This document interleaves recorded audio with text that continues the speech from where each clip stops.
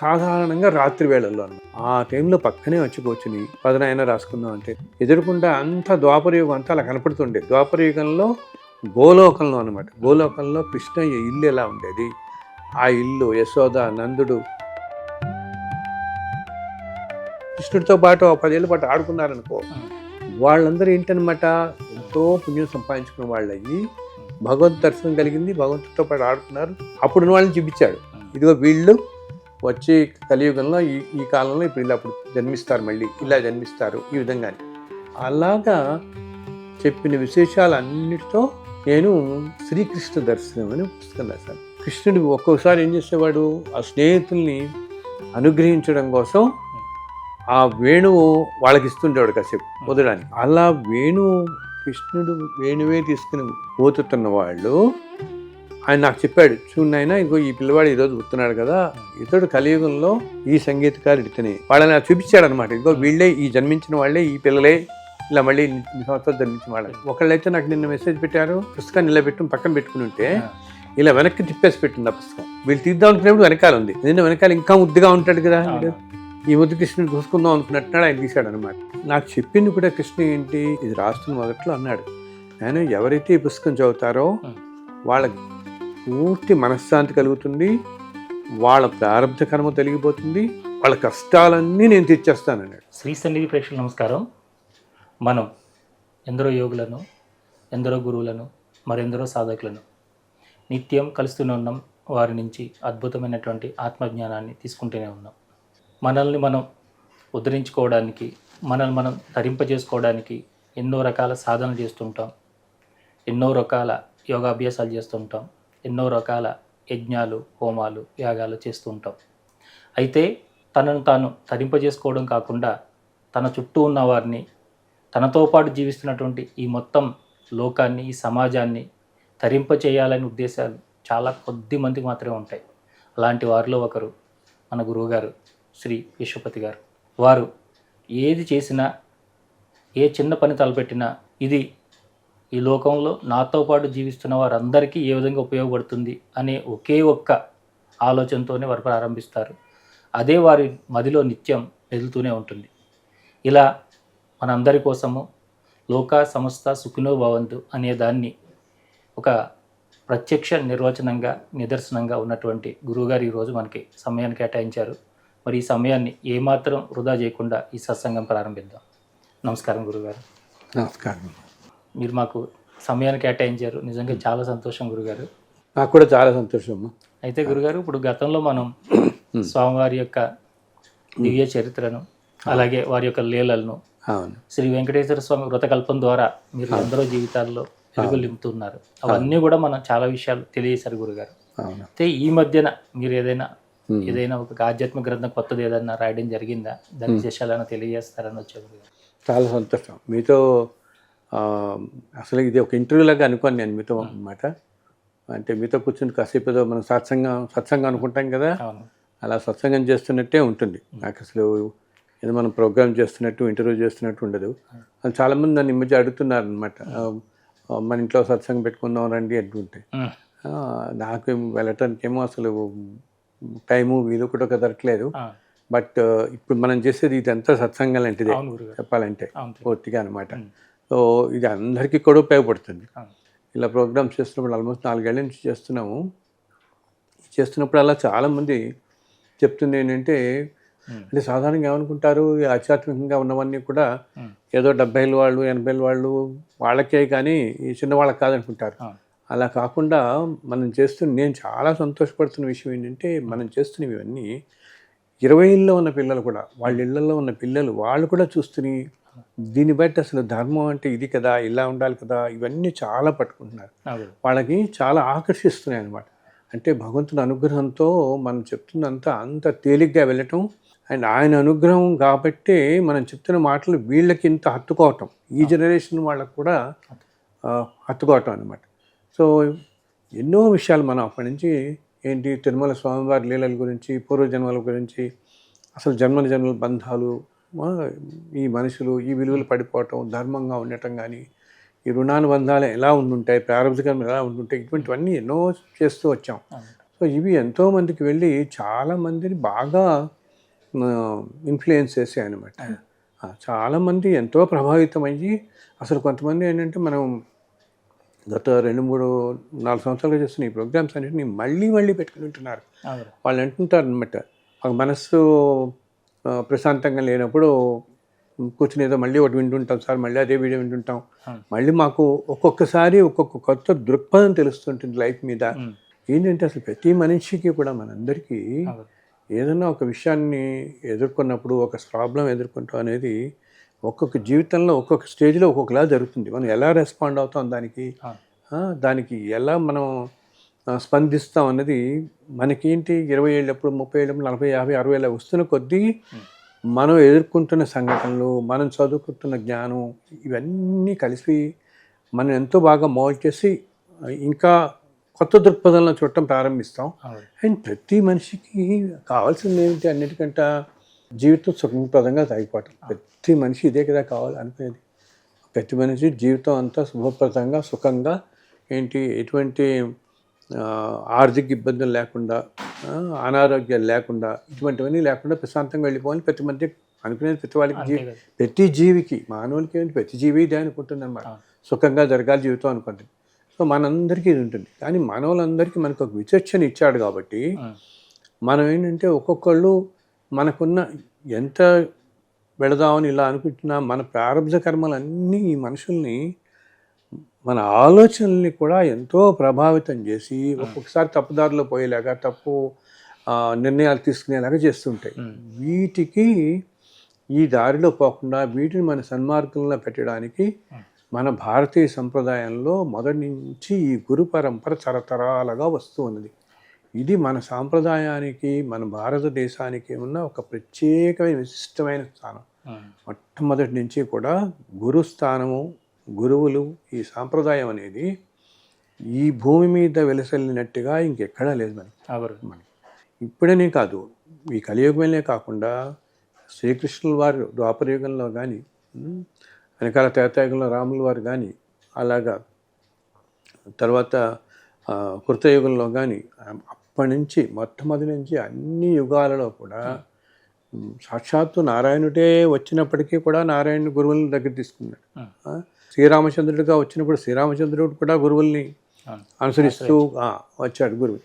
అలా మనకేంటంటే ఈ గురు పరంపర అనేది అనాదిగా వస్తూ ఈ దేశాన్ని ఈ రోజున ఇన్ని ఒడిదుడుకులు ప్రపంచంలో ఎదుర్కొంటున్న ఎన్నో దేశాలు ఈ దేశాన్ని ఇంత మహాభాగ్యంగా ఇలా నిలబెట్టింది అంటే ఆ గురు పరంపరే. ఆ గురు పరంపరే ధర్మం. ధర్మాన్ని నమ్ముకోమని ఎప్పుడు గురువులందరూ చెప్పేది. ఆ రోజు నుంచి ఈ రోజు నాటికి వాళ్ళు ఏ కాలాల్లో, ఏ భాషల్లో, ఏ విధానాల్లో, ఏ రీతుల్లో, ఏ సందర్భాల్లో ఎక్కడ చెప్తున్నా వాటన్నిటికీ వెనకాల ఉండేది మూలం ధర్మం. ధర్మం ధర్మం ధర్మం. ఈ ధర్మాన్ని పట్టుకోండి, అదే మిమ్మల్ని రక్షిస్తూ ఉంటుంది. ఇప్పుడు రామో విగ్రహం ధర్మాన్ని మనం సాక్షాత్ అని వింటాం. కృష్ణుడికి చెప్పనక్కర్లేదు, ధర్మస్వరూపుడు. అందరూ నారాయణుడే ధర్మస్వరూపుడుగా వచ్చిన అవతారాలు ఇవన్నీ. ఇలా మన భారతీయ సంప్రదాయంలో ఈ గురు పరంపరకి ఎంతో వచ్చి, ఇప్పుడు మీరు కూడా మీ ఛానల్లో ఎంతోమంది గురువుల్ని చక్కగా ఇంటర్వ్యూ చేస్తున్నారు, బాహ్య ప్రపంచంలో తీసుకొస్తున్నారు నలుగురికి. ఏంటంటేనమ్మా, ఇంత అందరూ అనుకుంటుంటారు, ఇప్పటికీ చాలామంది ఉన్నారు కదండి గురువులు ఉంటారు, కానీ మనకేంటంటే ఒక్కొక్క వ్యక్తికి ఒక్కొక్క ఎడల, ఒక్కొక్క మాట ఎడల మనకి ఆకర్షణ ఏర్పడుతుంది. అది మనకి కరెక్ట్గా గ్రహించగలుగుతాం. అది ఎవరి వాళ్ళు, మళ్ళీ మనందరూ కూడా ఎవరి వారి వారి పూర్వజన్మ సంస్కారాలు బట్టి వాళ్ళకి ఒక గురువు మీద గురి ఏర్పడుతుంది మనకి. అందుకనే ఇంతమంది గురువులు ఉన్నా ఎప్పటికీ సద్గురువుల ఆవశ్యకత అనేది ఈ సమాజానికి ఎప్పుడూ ఉంటూనే ఉంటుంది. బికాస్ ఇంతమంది, ఇన్ని కోట్ల మందిలో మనకి అంతటి సద్గురువులు ఆవశ్యకత ఎంతమంది ఉండాలి. మనకి ఇప్పుడు చూస్తే వేళ మీద లెక్క పెట్టుకున్నట్టుగా ఉంటారు మనకి. వీరిలో కూడా ఏమిటి, ఈ గురు సాంప్రదాయంలో వీటిల్లో కూడా మనం ఇంతకుముందుకు ఒక 2-3 వేల సంవత్సరాల క్రితం ఇందాక అనుకున్నట్టుగా ద్వాపరయుగం కానీ, వెనకాల త్రేతాయుగం, సత్యయుగం, కృతయుగం అటు వెళ్ళిపోతే ఆ రోజుల్లో గురు పరంపర, గురు ఏమంటాం పాఠశాలలు కానీ, గురుకుల విద్యాలయాలు కానీ ఆ సంస్థలు అదంతా ఒక వేరే విధానంగా ఉండేది. ఇప్పుడు ఈ కలియుగంలో మార్పులు వచ్చేటప్పటికి ఆ పరంపరలన్నీ మరి తగ్గిపోయినా గురువుల స్థానం అనేది ఎప్పటికీ కూడా మనకి చాలా విశిష్టంగా ఉంటుంది మనకి. అందుకని ఈ రోజుల్లో ఏంటి మనుషులకి ఎప్పుడు కూడా కాలంతో పాటు ఎన్నో మార్పులు వస్తూ ఉంటాయి. కాలంతో పాటు మన జీవన విధానాలు మారుతాయి, సంస్కృతులు మారుతాయి. ఇప్పుడు ఒకప్పుడున్న సంస్కృతి మనం చదువుతుంటాం కదా, కొన్ని వేల సంవత్సరాల క్రితం ఈ సంస్కృతి ఉండేది. సంస్కృతులు, రాజులు, రాజ్యాలు, రకరకాల సంస్కృతులు, వృత్తులు ఇవన్నీ మారుతున్నప్పుడు ఈ కాలంలో జరిగే మార్పులు ఇవన్నీ అన్నమాట. ఇలా మార్పులు జరుగుతున్నప్పుడు మనుషులు ఏమవుతారు, కొన్ని కాలాల్లో అనేక కష్టాలకి లోనే పరిస్థితులు ఆ కాలాలు వచ్చినప్పుడు సామాన్య మానవులందరికీ ఎన్నో కష్టాలు పడి కబుక్కుని తట్టుకునే శక్తి ఉండేది అందరికీ కూడా. అప్పుడు ఈ గురువులు అందరూ వీళ్ళని మంచి మార్గనిర్దేశం చేసి వాళ్ళకి కావలసిన శక్తినిచ్చి ఇటువంటివన్నిటినీ ఎదుర్కోవడానికి ఉపాయాలను వీళ్ళు సూచిస్తూ ఉంటారు.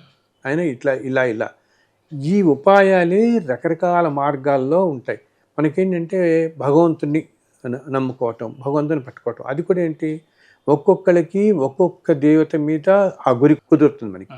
అందుకని మనం ఏ గురువు దగ్గరికి వెళ్తున్నామో ఆ గురువు గ్రహించగలుగుతాడు ఏమిటి, మనకి ఏ భగవంతుని ఆరాధిస్తే మనకి వెంటనే ఫలితాలు లభిస్తాయి, లేదా మన మనస్సుకి కరెక్ట్గా మంచి మార్గంలో వెళుతుంది అన్నది. మనం ఏంటాము, ఎన్నో జన్మల నుంచి ఈ ప్రయాణం వస్తూ ఉంటుంది కాబట్టి ఒక్కొక్క జీవి వాటి సంస్కారాలతో వారు. అందుకని కొంతమంది చూడండి, నాకు కృష్ణుడు అంటే చాలా ప్రాణం అండి, అసలు చిన్నప్పటి నుంచి నాకు ప్రాణం అని అంటారు. కొంతమంది రాముల వారే ప్రాణం అంటారు, ఇలా చెప్తుంటారు చూస్తావా. అసలు వాళ్ళకి చిన్నప్పటి నుంచి ఏంటి, అప్పుడు వాళ్ళేమి భాగవతం చదువుంటారు, ఒక రామాయణం చదువుంటారు, ఏమీ తెలియకపోయినా ఆ రూపానికి ఆ తత్వానికి వాళ్ళకి ఆకర్షణ ఉంటుంది అప్పటికే. అంటే ఏంటి, నేను నా దగ్గరికి వచ్చి వాళ్ళని చూస్తాను, బిళ్ళలో కొంతమంది ఏంటనమాట, ఇంతకుముందు ఈ జన్మల ట్రావెల్లో ఇంతకుముందు జన్మల్లో వాళ్ళు కృష్ణుడితో ఏదో అవినాభావ సంబంధం ఉన్నవాళ్ళు, లేకపోతే ఏదైనా కృష్ణ ఆలయంలో అర్చకులుగా ఉన్నవారు, ఆరు వీళ్ళే ఏదో గొప్ప గ్రంథాలు రాసిన వాళ్ళు, ఒక 200-300 సంవత్సరాల క్రితం, 1000 సంవత్సరాల క్రితం కృష్ణుడి చరిత్రం ఏదో రాసిన వాళ్ళు, భాగవతానికి ఒక వ్యాఖ్యానం రాసిన వాళ్ళు, రామాయణానికి వ్యాఖ్యానం రాసిన వాళ్ళు, ఇలా మహానుభావులులా ఉంటారు చూస్తావా. వాళ్ళు ఏంటంటే తర్వాత జన్మల్లో మళ్ళీ మన వాళ్ళకి ఒక డౌట్ వస్తుంది, నిజంగా అంత మహానుభావులతో మళ్ళీ ఇప్పుడు ఎంత కష్టాలు పడుతుండే అంటే. ఎంతటి వాళ్ళైనా ఎన్నో జన్మల్లో చేసిన ప్రారంభ కర్మల వల్ల ఒక్కొక్కసారి నువ్వు చేసుకున్న పుణ్యఫలం వల్ల మనం ఎంతో ఉన్నత స్థాయిలోకి వెళ్తాము ఒక జన్మలో. మిగిలిన కర్మఫలాలు అనిపించాల్సి వచ్చే జన్మలో మామూలు స్థాయిలోకి వెళ్ళిపోవచ్చు. సో ఈ జన్మలో మనం ఎంతో ఉన్నతంగా ఉన్నాం కదా అని ఎప్పుడు ఇట్లా ఉంటాం అనుకోకటి. సో వీరు ఇంతకుముందు జన్మల్లో ఎప్పుడో ఒక జన్మలో ఏదైనా కృష్ణ చరిత్ర రాయటము, ఆ కృష్ణుడితో ఎంతో మమాయకమై ఉండటంతో వాళ్ళకేంటి, ఈ జన్మలో పుట్టడంతోనే కృష్ణుడి మీద ఎంతో అనురక్తితో పుడతారు, ఎంతో ప్రేమానురాగాలతో పుడతారు అన్నమాట. ఇవి ఇలా వస్తూ ఉంటాయి ఇట్లాగా. అది గురువు మని గ్రహించి, ఎందుకంటే గురువు దగ్గరికి వెళ్ళమని మనం చెప్తాము, గురువుకి మనది ఈ ఒక్క జన్మే కాకుండా ఎంతో ఉన్నత స్థాయిలో ఉన్న గురువులకి వాళ్ళ అన్ని జన్మలు అలా చూడగలుగుతారు. ఈ జీవి ఈ జన్మలో ఏమేమి అనుభవిస్తున్నాడు, ఈ ప్రారంభ కర్మలు ఇన్ని కోట్ల జన్మల నుంచి ఈ జీవి ట్రావెల్లో ఎక్కడెక్కడ ఏ పాప పుణ్యాలు చేశాడో అన్నీ ఆ మానవుడి కనపడి, అండ్ అలాగే ఈ జన్మలో ఎంత దాకా తీరుతోంది అండ్ ఇంకా చాలా ఉంటుంది ముందు జన్మలో తీరాల్సింది. సో ఆ గురువు ఏం చేస్తాడు, ఇవి తీరుతున్నప్పుడు ఈ మనిషి శక్తి తగ్గిపోకుండా ఆ మనిషి కుటుంబం కానీ వ్యవస్థ కానీ దెబ్బతిని అనారోగ్యాలు పాడయ్యి ఇటువంటివన్నీ కాకుండా సమాజానికి ఈ మనిషి నలుగురికి ఉపయోగపడేలా ఉండేలాగా మంచి మార్గాన్ని నిర్దేశం చేస్తాడు. నాయనా నువ్వు ఈ పరంపరలో వెళ్ళు, ఇది నువ్వు చదువుకో, ఈ నామం చదువుకో, ఇది చెయ్యి, ఈ విధంగా చేయలే, ఈ విధంగా అన్ని విషయాల్లోనూ నిర్దేశిస్తూ వెళ్తాడనమాట. మనకి అప్పుడు ఆ నిర్దేశం పట్టుకుని మనకేంటి చెప్పాను కదా, ఒక్కొక్కరి మీద విపరీతమైన నమ్మకం కలుగుతుంది. ఒక్కొక్క గురువు మీద, దేవత మీద ఎలా కలిగిందో గురువుల మీద కూడా నమ్మకం కలుగుతుంది మనకి.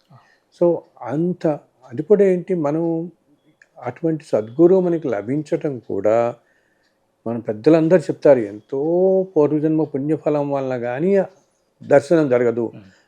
సద్గురువులో దర్శనము జరగదు, సద్గురువులను అనుగ్రహించడం జరగదు.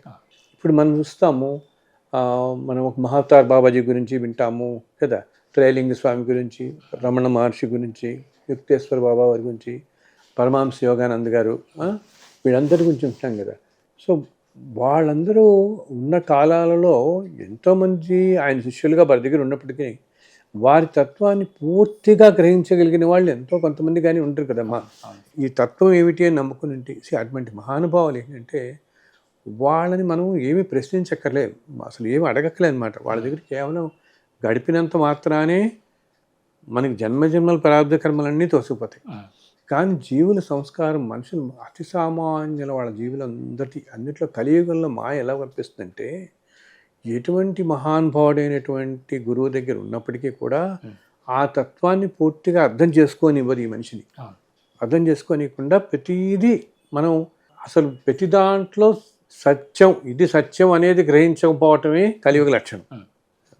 మొత్తం ఏది చూసినా వెంటనే ఇది నమ్మరు వాళ్ళు. ఏది కూడా దానికి ప్రతిదీ ఆ రెండో షేడ్ ఉంటుంది చూసారా, దాని మీదకే దృష్టి పోతుంది. ప్రతి వాళ్ళకి రెండో దృష్టి పోతుంది. కానీ ఒక మహానుభావుడి గురించి మనం తెలుసుకుంటున్నాము, ఒకళ్ళు ఎవరో చెప్తారు, అయినా ఆ గురువుని ఆశ్రయించిన వెళ్ళగానే ఆ వెళ్ళినప్పటి నుంచి కూడా వెంటనే చెప్పినట్టు ఆచరించి కాకుండా ఈయన ఇట్లా ఉన్నారా, అది ఉన్నారా, మనం ఈ గుణగణాలు, ఈ నిర్దేశంలో ఈయన ఇట్లా వీటన్నింటినీ సంశయాలు పెట్టుకోకుండా ఏదైనా భగవంతుడు ఎందు కానీ గురువు ఎందు కానీ మనకి అట్మోస్ట్ ఫెయిత్ అనమాట. ఎటువంటి ఫెయిత్ ఉండాలంటే ఇంకా అదే సత్యం, ఆయన చెప్పిందో సత్యం ఇదే అనమాట. ఇంకా అన్నిటి అటు ఇటు ఏమాత్రం టాలరెన్స్ అంటాం మనం లేకుండా ఫాలో అవ్వగలిగాను. సో ఆ రోజుల్లో సో మనుషులందరూ చెప్తున్నాను చూసావా నేను, ఏంటి అందరికీ అంత శక్తి లేక ముందరికి ఏంటంటే చెప్పాను కదా, అసలు కలి మాయ ప్రభావమే మనుషులందరినీ కలి ఎప్పుడు చూస్తుంటాడు అనమాట. వీళ్ళ ప్రారంభ కర్మలన్నీ వీళ్ళు అనుభవించాల్సిందే. వీళ్ళు ఏదైనా జ్ఞానం తెచ్చుకుందాం ప్రయత్నం చేస్తున్నా, ఎంత ప్రయత్నం చేస్తున్నా ఎంతో తీవ్ర ప్రయత్నం చేస్తే కానీ బయటికి రాలేదు. అది కూడా ఏంటి మధ్యలో కొన్ని కాలాల్లో మనం మహాభారత కాలం 8,64,000 సంవత్సరాల ద్వాపర యుగంలో చివరిలో 125 సంవత్సరాలు కృష్ణ మహాభారతుడు మనకు వచ్చాడు మహాభారతం. అంత ముందు కూడా మధ్యలో 1,02 సంవత్సరాలప్పుడు మధ్యలో అనేక సంస్కృతులు రావటం, మహానుభావులైనటువంటి గురువులు ఆ కాలాల్లో కూడా వచ్చి ఉన్నారు మనకి. అది అందరితో చెప్తుంటాను నేను. మనకి ఏంటంటే అప్పటివి కొన్ని రికార్డ్ చేయబడలేదు కాబట్టి మనకి తెలియదు. కానీ ఆ కాలంలో కూడా మహాపురుషులు మహాజ్ఞానులు ఉండి అవన్నీ తర్వాత చివరి మన మహాభారత కాలం అంతా వ్యాసుల వారి పుణ్యంతో సాక్షాత్తు నారాయణుడే వ్యాసుల రూపంలో వచ్చి మనకు అందించారు కదా. అన్ని అష్టాదశ పురాణాలు కానీ అన్నీ మనకు వచ్చిన ఆయన వల్లనే. సో మహాభారతం రాయటం వల్ల మనకి అన్నీ తెలిసి వచ్చాయి ఇప్పుడు అన్నమాట. సో ఈ కాలాల పరంపరలో గురువులు అనేవాళ్ళు మొదటి నుంచి వస్తూ రకరకాల నిర్దేశాలు చేస్తూ ఈ ప్రపంచం చల్లగా ఉండేలాగా చూస్తున్నారు. సో అలా మధ్యలో ఇప్పుడు మహాభారతం టైం అన్నమాట. ఆ కాలంలో ఎన్ని నష్టాలు, ఎంత జన నష్టం, అపారమైన జన నష్టం. రెండు పక్షాల్లో కూడా ఎంతోమంది కోల్పోయారు కదా, ఎంతో ప్రాణ నష్టం సంభవించినప్పుడు. కలి ఇంకా ప్రవేశించినప్పటి నుంచి కలియుగంలో ఉన్నాం మనం. ఇప్పుడు 5,000 సంవత్సరాలు, ప్రతి 1,500-1000 సంవత్సరాలకి ఎంతో విపత్కరమైన పరిస్థితులు చూస్తూనే ఉన్నాం అన్నమాట.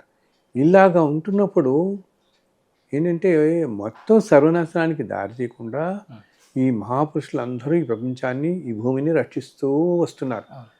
ఇది ముందు నుంచి అందరూ చెప్తున్నారు. మనం కూడా ఇంతకుముందు ఇంట్రెస్ట్లో చెప్పాం. ఏంటి ప్రస్తుతం 2022 ఇప్పటి నుంచి 2028 దాకా కొంచెం కష్టమైన పీరియడ్ ఉంది, ప్రజలందరూ కాస్త జాగ్రత్తగా ఉండండి చెప్తున్నామే. సో ఇట్లా ఉంటున్నప్పుడు ఏంటంటే ఎంతోమంది మనకు తెలిసిన వాళ్ళందరూ ప్రవచనకారులు అందరూ చెప్తున్నారు జాగ్రత్తగా ఉండండి, అయినా కాలం పరిస్థితి ఇలా ఉంది. దానితో ఏంటి ఒక 100 సంవత్సరాల క్రితం ఉన్న వృత్తులు లేవు, ఇప్పుడు అన్నీ వృత్తులన్నీ మారిపోయాయి, వ్యవస్థలు మారిపోయాయి. అసలు వీటన్నిటి వల్ల వృత్తులు మారిపోవడంతో అసలు జీవన శైలి మారిపోయింది. పాత రోజుల్లో ఒక 50-60 సంవత్సరాల క్రితం అందరికీ మనకి ఎట్లా ఉండేది, పొద్దున్న ఏదైనా ఉద్యోగాలు అంటే 10 నుంచి సాయంత్రం 5 గంటల దాకా, రాత్రి వేళ. ఇప్పుడు ఏంటి మనుషులు రాత్రంతా పనిచేస్తున్నారు. ఒక వేళకి సమయానికి వాళ్ళకి భోజనం ఉండట్లేదు, తినలేకపోతున్నారు. ఎన్నో రకాల కష్టాలు పాలవుతున్నారు కదా వీళ్ళందరూ. సో దీనివల్ల ఏంటి, మనకేమో మనుషులందరికీ హ్యూమన్ సైకిల్ అనేది ఒకటి ఉంటుంది మనకి. ఇది చాలా డిస్టర్బ్ అవుతుంది, నేచర్ చాలా డిస్టర్బ్ అయ్యి ఇదేంటి ఇవన్నీ ఈ వృత్తులు విధానాలు ఇవన్నీ మారటం వల్ల జరుగుతూ వచ్చిందనమాట. ఈ బయోలాజికల్ క్లాక్ ఏదైతే ఉన్నదో అండి, అది డిస్టర్బ్ అయిపోయి పూర్తిగా బయలాజికల్ క్లాక్ డిస్టర్బ్ అయ్యి అసలు మనుషులందరూ మనందరం ఏంటంటే ప్రతి మనిషికి ఇంటర్నల్ బయలాజికల్ క్లాక్ ఉంటుంది. సో రాత్రి అనేది నిద్రపోయే సమయం, ఆ సమయానికి కూడా ఎంత డిస్టర్బ్ అవటం. అలాగే ఏంటి అసలు చిన్నప్పుడు మన జీవన విధానం అంతా మార్పు వచ్చేసి దీనివల్ల మనుషులందరూ విపరీతమైన ఒత్తిడి స్ట్రెస్ దానికి లోనయ్యి అండ్ మనం తినే ఆహారం ఎంతో ప్రభావం చేస్తుంది, మన ఆలోచనల మీద ప్రభావితం చేస్తుంది. ఆహారం కూడా ఎంతో ప్రభావితం చేసి ఇప్పుడు ఆహారానికి కూడా ఏ వేళలు ఉంటున్నాయి, ఇంతకుముందు రోజుల్లో తింటున్నట్టు అసలు ఆ విధానమే భోజన విధానం అంతా మారిపోయింది ఇప్పుడు పూర్తిగా కదా మనకి. మార్పడం కాకుండా అసలు పాత రోజుల్లో ఏం చేసేవాళ్ళు అంటే సత్యం గారు, మేము చిన్నప్పుడు చూసేవాళ్ళం మామూలుగా ఈ కూరగాయలు అవన్నీ ఉంటాయి కదా, ఒక కూరతో కాంబినేషన్తో ఇంకో కూరే ఉండాలి. ఎందుకంటే ఈ కూరగాయలు అన్నీ కూడా మనకి భూమి నుంచి వచ్చినవి, ఒక్కొక్క దానికి ఒక్కొక్కటి అనుపానం చేస్తే శరీరంలో ఎంతో శక్తి వస్తుందన్నమాట. ఎన్నో విటమిన్స్ అంటారు కదా వీళ్ళంతా ఆర్గానిక్ ఇప్పుడు అంటున్నారే, ఇవన్నీ కూడా మనకి మన పూర్వీకులు అన్నీ ఎంతో చక్కగా రికార్డ్ చేసి పెట్టి మరీ ఉన్నాయి. ఏ కూరగాయలు ఎటువంటి దాంట్లో ఈ విటమిన్లు ఉంటాయి, దీంట్లో అంటే మన శరీరానికి కావాల్సిన శక్తి మొత్తం ఉంటుంది. అలాగే ఎటువంటి అనారోగ్యాలు కూడా రాకుండా అవి కాపాడుతుంటాయి. కిడ్నీ వ్యవస్థను కాపాడేది, లివర్ని కానీ కంటిని కానీ ఎముకలు కానీ మన ఏంటి నర్వస్ సిస్టమ్ అంతా దీన్ని కాపాడడానికి అన్నిటికీ కూడా మంచి భగవంతుడు నేచర్లో అన్నిటినీ ఇచ్చాడు మనకి. అటువంటిది ఈ రోజుల్లో అసలు ఎలా అయిపోయింది, ఆహార విధానం అనేది పూర్తిగా మార్పు వచ్చేసింది. ఇప్పుడు మనం ఏదైనా ఫంక్షన్స్కి అది వెళ్ళినప్పుడు ఈ క్యాటరింగ్కి వెళ్తుంటే ఎన్ని రకాలు వాళ్ళు ఇక్కడి నుంచి తింటారు, అటు నుంచి అడు తింటారు. సో లోపల స్టమక్ ఏంటంటే దానికి అసలు విచిత్రంగా ఉంటుంది. బికాజ్ మన జీర్ణ వ్యవస్థ అది గ్రహించలేదన్నమాట ఈ కాంబినేషన్స్ అన్నింటినీ కూడా. అండ్ వీటిల్లో ఎక్కువ ఏంటి, అన్నీ ఆర్టిఫిషియల్ ఫ్లేవర్స్ ఇచ్చేసేవి, కెమికల్స్ ఇచ్చేసి. సో ఇవన్నీ శరీరం అనారోగ్యం మీద ఎలా ప్రభావం చూపిస్తాయో మనస్సు మీద కూడా చాలా ప్రభావం చేస్తుంది. తినే భోజనం సాత్వికం మనం వింటుంటాం కదా, ఏంటి వంట వండేవాళ్ళు కూడా ఎంతో ప్రశాంత మనస్సుతో వండినప్పుడు దానికి వచ్చే రుచి వేరు, దానివల్ల తిన్న వాళ్ళకి కూడా ఎంతో శక్తి వస్తుంది. శక్తే కాకుండా వాళ్ళ మనస్సులు కూడా ఎంతో ప్రభావితం అవుతాయి మంచి దాంట్లో అనమాట. సో ఇటువంటివి చిన్న ఎన్నెన్నో దీనివల్ల ఏమవుతుంది, మనుషులందరూ స్ట్రెస్, ప్రతి చిన్నదానికి స్ట్రెస్ రావటం అండ్ విసుగు రావటం, ప్రతి చిన్నదానికి కోపం వచ్చేయటం, ప్రతి చిన్నవి. అండ్ జీవితం అంటే నీకు పొద్దున్న లేచినప్పటి నుంచి 70-80 సంవత్సరాలు ఉండుంటే మనకి ఎంతమందితో ఇంటరాక్షన్ ఉంటుంది, మనుషులతో మనిషి ఇంటరాక్షనే కదా. మన సమాజంలో సంఘజీవి అంటే ఇంకా మనం మనిషి ఇంటరాక్షన్ లేకుండా ఉండలేం. సో వీళ్ళకి ప్రతిదానికి సమయం కోల్పోవటం, అవతల వాళ్ళు ఇలాగే ఉండటంతో దానివల్ల ఘర్షణ, దానివల్ల అనారోగ్యం ఇవన్నీ. సో ఇటువంటివన్నీ వెళ్లకుండా ఉండడానికే మనకి ఎప్పుడు చెప్పేది ఏంటి, మన తరతరాలకు మనకు చెప్తున్నది భగవంతుని ఆశ్రయించండి, భక్తిపరంగా ఉండండి, మంచి మార్గంలో నడవండి, గురువులను ఆశ్రయించండి, గురువులు చెప్పిందంతా గ్రహించండి. వీటి వల్ల ఏంటంటే ఈ మార్గాల్లో వెళుతున్నప్పుడు మనకి కొంచెం శక్తి వస్తుంది అండ్ తట్టుకునే శక్తి వస్తుంది. ఎప్పుడు ఎలా స్పందించాలో మనకు కొంచెం నియంత్రణ ఉంటుంది. మన ఆలోచన మీద కంట్రోల్ అంటామే, ఒక్కోసారి కంట్రోల్ లేకుండా ఎంతోమంది ఏం చేస్తున్నారు ఈ రోజుల్లో, ఏదో మాటలు గబుక్కుని 4 మాట్లాడేస్తారు, తర్వాత బాధపడతారు. కానీ అప్పుడు ఏమిటి, అవతల మనిషి మనం హట్ చేస్తాం కదా.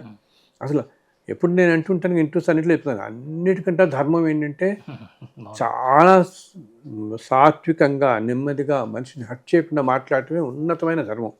మనకి ఎవరైతే ఒక మాట అంటే మనం బాధపడతామో, ఒక పని చేసి మనం బాధపడతాం, అది కూడా చేయకు. అదే కదా మనం అన్నింటిలో ఎన్నోసార్లు చెప్పుకున్నాం కదా మనం. అది లేకుండా ఈ రోజుల్లో ప్రతి చిన్నది ఎందుకు ఏంటంటే హైలీ ఇంపేషెంట్ అయిపోయారంటారు మనం. ఇప్పుడు మనం ఏదో ఒక ఊబర్లో ఒక ఆటో బుక్ చేస్తాం, క్యాబ్ బుక్ చేస్తాం, వాడు ఒక 10 నిమిషాలు లేట్ అయ్యాడు అనుకో, ఇంకా వీళ్ళకి స్ట్రెస్ పెరిగిపోతుంటుంది. వాడిని 4 మాట్లాడటం, అండ్ అవతల వాడు మామూలుగా ఉంటే పర్లేదు, లేకపోతే వాడు 4 అరుస్తాడు. అవును. సో నీ డే స్టార్ట్ అవ్వటమే ఇలా స్టార్ట్ అవుతాను. నువ్వు పొద్దున ఆఫీస్కి వెళ్తూ ఇంక రోజు మొత్తం ఇట్లా పోతుంది మనకి. రోజు అవును. పొద్దున్నే ఇట్లా ప్రతి చిన్నదానికి వాళ్ళు స్ట్రెస్ ఫీల్ అవుతున్నారు. స్ట్రెస్ పెడుతూ. సో ఇప్పుడు ఈ మధ్య ఏం చేస్తున్నారంటే మన ఇలాగా మన ఇంట్రెస్ట్ మనమనే కాదు ప్రోగ్రామ్స్ చాలా మంది పెట్టుకుని ఇప్పుడు విష్ణు సహస్రనామం పెట్టుకుంటున్నారు, కారులో వెళ్తుంటే ఆడియోలో వింటున్నారు వాళ్ళు. సో అది మనసుకి కొంచెం వీటన్నిటిలో కూడా ఎంతో శక్తి తరంగాలు ఉంటాయి. అవి మనని ఎంతో ప్రభావితం చేస్తాయి అన్నమాట. మనకి ఎంతో శక్తిని ఇస్తాయి. కానీ వింటున్నప్పుడు ఏంటంటే మనం ఆ భావాన్ని కూడా గ్రహిస్తూ దాని మీద దృష్టి పెట్టుకుని వింటూ ఉంటే ఇంకా ఇంకా ఇంకా మనకి ఆ ఫలితం చూపిస్తుంటుంది. ఇప్పుడు కూడా టెక్నాలజీ అనేది చెడు అని ఎలా అనుకుంటామో దానివల్ల మంచి అంతుంది. ఇప్పుడు దీంట్లో మనకి మల్లా చంద్రశేఖర శాస్త్రి గారు మహానుభావులు వాళ్ళ అందరివి కూడా మహాభారతం ఆయన చెప్పినవి ఎంత అద్భుతంగా ఉంటాయి. వింటుంటే ఆయన పూర్తిగా లీనమైపోయి చెప్తారు ఆయన. అవన్నీ పెట్టుకుని వింటుంటే మానవ జీవితానికి సక్రమంగా నడవడానికి ఎన్నెన్నో నీతి సూత్రాలు వాళ్ళు అతి తేలికగా మనకి చెప్పారు వాళ్ళు. అవి చక్కగా ఫాలో అవుతూ ఉంటే ఈ స్ట్రెస్ఫుల్ లైఫ్ లేకుండా ఉంటుంది. ఇప్పుడే ఇలా కాలం ఇలా ఉంది. ఈ పిల్లలందరూ ఇప్పుడు 20 ఏళ్ళ 30 ఏళ్ళు ఉన్నవాళ్ళు ఒక 10 ఏళ్ళు అయ్యేటప్పటికి 20 ఏళ్ళప్పటికి ఎలా ఉంటుంది పరిస్థితులు కాలం కదమ్మా. మనం అనుకున్నాం 5 ఏళ్ల క్రితం నేను ఎవరికో ఇంటర్వ్యూ చేసినప్పుడు అన్నాను 20-25 కల్లా యుఎస్ అంతా ఇలా ఉంటుంది, అమెరికా ఇలా ఉంటుంది. ఇప్పుడు చూస్తున్నాం కదా ఎటువంటి పరిస్థితులు వచ్చేసాయి, ఎలా మార్పు వచ్చింది. దానివల్ల ప్రపంచ దేశాలన్నింటిలో అశాంతి, ఎక్కడ చూసినా యుద్ధాలు, యుద్ధ వాతావరణాలు ఎక్కడికక్కడ తగ్గినట్టే కనపడుతున్నారు. అందరూ మళ్ళీ ఏ కారణం పెట్టుకుని బయటికి లేద్దామా యుద్ధానికి అన్నట్టుగా చూస్తున్నారు వీళ్ళందరూ. ప్రస్తుతానికి అలా తగ్గినట్టు కొంచెం కనపడుతున్నా కొన్ని చోట్ల. మళ్ళీ ఏ కారణం పెట్టుకుని ఇలా పైకి వద్దామని చూస్తున్న వాళ్ళే. నివురుగప్పి నిప్పు అంటారు. నివురుగప్పి నిప్పులా అలా ఉన్నారు ప్రస్తుతం. మళ్ళీ ఎప్పుడైనా వస్తుంది. ఈ పీరియడ్ మనకి 28 దాకా ఇలా నడుస్తూనే ఉంటుంది అన్నమాట. అందుకని నేను అందరితో చెప్తున్నది ఎటువంటి పరిస్థితుల్లోనూ సంయమనం కోల్పోకండి, ధర్మంగా ఉండండి. ఇవి మనం అన్నింటిలో చెప్తున్నవే. దీనివల్ల ఏంటంటే మనసుకి మనం తట్టుకునే శక్తి వస్తుంది. మనం గబుక్కుని ఏంటంటే ఒక విచక్షణ లేకుండా గబుక్కు 4 మాటలు మాట్లాడటం అంటే అనటం కానీ, బికాజ్ ఒకసారి అన్నమాట వెనక్కి తీసుకోలేం కదా. అలా జరగకుండా ఉంటుంది. ఇవన్నీ కూడా ఈ గురువులను ఆశ్రయించటం వల్ల, ఇవన్నీ వినటం వల్ల మనకి మంచి మార్గంలో వెళ్ళడానికి భగవంతుడు మార్గం చూపిస్తాడు. మన మనస్సు ప్రభావితం. అది కూడా ఏంటి మొదట్లోనే రాదు, చాలా ప్రయత్నం చేయాలి. ప్రయత్నం చేయగా మనకి మనసుకి ఎక్కుతుంది. మనుషులకి ఏది కూడా చెడు ఎక్కినట్టుగా మంచి వెంటనే ఎక్కదు మనిషికి గబుక్కుని. సో అది ఎంతో ప్రయత్నం చేసిన తర్వాత ఇవన్నీ గురువులు ఇదే చెప్తారు, నాయన మీకు వెంటనే ఎక్కదు, చాలాసార్లు ప్రయత్నం చేయండి అని. ఇది అందరూ మనకి మొదటి నుంచి చెప్తున్నదే. అది మనం గ్రహించి అవును కదా ఈసారి ఇంకా ప్రయత్నించాలి అంటే అప్పుడు మంచి మార్గంలో వెళతాం. అండ్ ఇంకోటి ఏమంటాం మనం, నాయన మీరు అన్నీ మంచి చేయండి, లేకపోతే ఇప్పుడే ఇలా ఉంటే ముందు తరాల వాళ్ళు ఏమవుతారు. ఈ సంస్కృతి అంతా ముందు తరాలు తీసుకెళ్ళాలి కదా. ఇప్పటికే మనం ఎంతో కోల్పోయాము, ముందు తరాలకి ఏం మిగులుతుంది ఇంకా అసలు. అండ్ ఇక్కడ నేను ఒక చిన్న విషయం చెప్తాను మీకు. మనం అంతా అనుకుంటాం కదా ఏమిటి మంచి సాంప్రదాయాలు మంచి ఇవన్నీ నేర్పించాలి పిల్లలకి, ఈ భక్తి మార్గంలో గురువు పరంపరలో ఇవన్నీ కూడా నేర్చుకోవాలి, జీవన విధానం బాగుండాలి, వాళ్ళు మంచి పద్ధతులను ఆశ్రయించాలి, ఆ మంచి మార్గంలో ఉండాలి, కాస్త ప్రిన్సిపల్స్గా ఉండాలి, వీళ్ళంతా నలుగురికి మంచి చేయాలి, సమాజానికి మంచి చేయాలి, ఇవన్నీ ఉండాలనుకుంటాం కదా. ముందు తరాలు అంటే వాళ్ళు ఎక్కడో కొత్తగా ఎక్కడి నుంచి రారు, మనమే ముందు తరాలు మళ్ళీ. అంతే కదా. ఇప్పుడు ఉన్నవాళ్ళం అందరం మళ్ళీ జన్మలు తీసుకుంటూ ముందుకెళ్తాం. సో ఇప్పుడు మనం చేసే తప్పులు ఇవన్నీ కూడా మళ్ళీ మనమే అనుభవించాల్సి వస్తుంది. ఇప్పుడు మనం ఈ కార్యక్రమం చూస్తున్న వాళ్ళు కానీ ఇప్పుడున్న జనాభా అంతా కూడా మీరు మంచి పనులు చేయండి, మంచి ధర్మంగా ఉండండి అంటే మీ మంచి కోసమే. బికాస్ ముందు తరాలంటే వాళ్ళు ఎక్కడి నుంచో ఓడిపడరు కదా, మళ్ళీ మీరే ముందు తరాలకు వెళ్తారు. వీళ్ళే పుడతారు కదా, మనం మళ్ళీ వీళ్ళే వచ్చే జన్మల్లో ముందు వెళుతుంటే ఆ ముందు వాటిల్లో కూడా బాగుండాలంటే సో మనం చేస్తున్న మంచి పనులు మన మంచి కోసమే అనమాట. సమాజం కోసము మనం బాగుండటం కోసమే. రేపు పొద్దున మనం 100 ఏళ్ళ తర్వాత పుట్టిన తర్వాత 50 ఏళ్ళ తర్వాత సమాజం సక్రమంగా ఉండాలి అంటే ఇప్పుడు సక్రమంగా ఉంటేనే ఉంటుంది కదా. మళ్ళీ మనమే అనిపిస్తాం. అది ముందు తరాల వాళ్ళంటే వేరే వాళ్ళే చూసుకోవడానికి కాదు, మనమే మళ్ళీ ఇంకో రకంగా పుడతాం కదా, మనకి ఎక్కడ రాసి పెట్టిందో అక్కడ. ఇది అందరు గ్రహించాలి. రేపు పొద్దున మళ్ళీ మనం వచ్చే జన్మల్లో మళ్ళీ ఇవన్నీ కూడా మనం చూస్తాము. అందుకని ఇప్పుడే మనం చక్కగా పద్ధతిగా ఉంటే అప్పటికి మనకి మన జీవనం బాగుంటుంది, మన జీవితం బాగుంటుంది అని గ్రహిస్తాం. సో ఇలా నేను చాలాసార్లు చెప్తున్నట్టుగా 2001లో మొట్టమొదటి పుస్తకం రాశాను నేను, శ్రీనివాస మహత్యం. వెంకటేశ్వర అనుగ్రహంతో స్వామివారి లీలలన్నిటితో రాశాను నేను. ఆ తర్వాత 2005లో మనం వెంకటేశ్వర వ్రతకల్పం రాయటం జరిగింది. ఆ తర్వాత వెంకటేశ్వర స్వామి మీదనే ఆల్మోస్ట్ ఒక 18 పుస్తకాల దాకా రాశాను, రకరకాల విశేషాలతో. అంటే తిరుమలకు సంబంధించిన విశేషాలు, మనం కాలినడక కానీ, 24 కేశవనామాలతో కానీ, పద్మావతి పరిణయం అని, 27 నక్షత్రాలు భజే శ్రీనివాసం అని, ఇవన్నీ రకరకాల గ్రంథాలన్నీ రాసుకుంటూ ఇట్లా వచ్చానమాట. ఆ తర్వాత ఏమో ఇలాగే అమ్మవారి మీద సుభదుర్గా వ్రతం అని చెప్పి, జ్ఞాన సరస్వతి వ్రతం, ఇట్లా రకరకాల వ్రతాలన్నీ రాసుకుంటూ వచ్చాం. లక్ష్మీ నరసింహ వ్రతం ఒకటి, రామరక్ష వ్రతం, ఇట్లాగా రాస్తూ ఆ పరంపరలో శ్రీకృష్ణ వ్రతం అని కూడా హనుమంతుడు వ్రతం రాశాను, శ్రీకృష్ణ వ్రతం కూడా రాశాను ఆ టైంలో అనమాట. ఈ పుస్తకాలన్నీ 2005 ఒకటి నుంచి రాయటం ఫస్ట్ చెప్పాను కదా, శ్రీనివాస మహత్యం అన్నది. ఆ తర్వాత 2005లో ఈ వెంకటేశ్వర వ్రతకల్పం. వెంకటేశ్వర వ్రతకల్పం నేను చాలాసార్లు చెప్తున్నట్టు, ఇంటర్వ్యూస్లో చెప్తున్నట్టు, ఆ స్వామివారు అలా విశ్వరూపంలో కనపడి అనుగ్రహిస్తే రాసిన పుస్తకం అది. అప్పటి నుంచి ఇప్పటికీ కూడా నిరంతరంగా అలా ప్రింట్ చేస్తూనే ఉన్నాము. ప్రతి 6 నెలలకి, ప్రతి 3 నెలలకి ప్రింట్ చేస్తున్నాం. ఇప్పుడు గత 2 సంవత్సరాలుగా ఇంకా ఎక్కువగా ప్రింట్ చేయడం జరిగింది. సో మనం అయితే ఇప్పుడు ఇంకా జనబాహుల్యంలోకి, ఇప్పుడు ఎన్ని సంవత్సరాలుగా మనం చేస్తున్నప్పటికీ ఇంకా జనంలోకి ఈ గత 2 సంవత్సరాలుగా మనం ఎప్పుడైతే ఇంటర్వ్యూలు మొదలుపెట్టామో, మీతోనే మొట్టమొదటి నేను ఇంటర్వ్యూ మొదలుపెట్టింది. సో ఇదంతా కూడా నేను ఒక యజ్ఞంలా భావిస్తానన్నమాట. ఇప్పుడు భగవంతుడు ఈ కాలంలో నలుగురికి అతి తేలిక విధానంగా వెళ్ళేలాగా వాళ్ళ జీవితాలన్నీ కూడా సుసంపన్నం చేసుకుని ఈ స్ట్రెస్లోంచి బయటపడే కష్టాల్లోనికి ఒక మార్గం చూపించడానికి మనకి ఈ పుస్తకాలన్నిటిని తీసుకొచ్చాడు. ఇవి కాలంలోకి వెళ్ళిపోతాయి. ఇంకా రేపొద్దున మనం ఉంటామా లేవో మనకి దీంతో సంబంధం లేదు, లోకానికి వచ్చాయి. ఇవి నలుగురికి వెళ్ళేలాగా ఎంతోమంది ఎన్నో చేస్తున్నారు, ఎంతోమంది తీసుకొస్తున్నారు. ఇన్ని సంవత్సరాలుగా కూడా ఇప్పుడు కూడా పాత రోజుల్లో మనం చూడండి, మహర్షులు యజ్ఞాలు చేసేవాళ్ళు అంటాం. యజ్ఞాలు చేసినప్పుడు ఎన్నో రకాల అడ్డంకులు వచ్చినప్పటికీ ఎంతోమంది సహాయపడేవాళ్ళు యజ్ఞానికి. రకరకాల అందరూ దేవతలే సహాయపడేవాళ్ళు. మహర్షుల యొక్క యజ్ఞం ఎంతో చక్కగా సాగిపోవడానికి యజ్ఞాలు ఏంటి, యజ్ఞాలు యాగాలు అనేవి ఎన్నో రకాల రూపాల్లో, ఒక పుస్తక రచన కూడా యజ్ఞం లాంటిదే.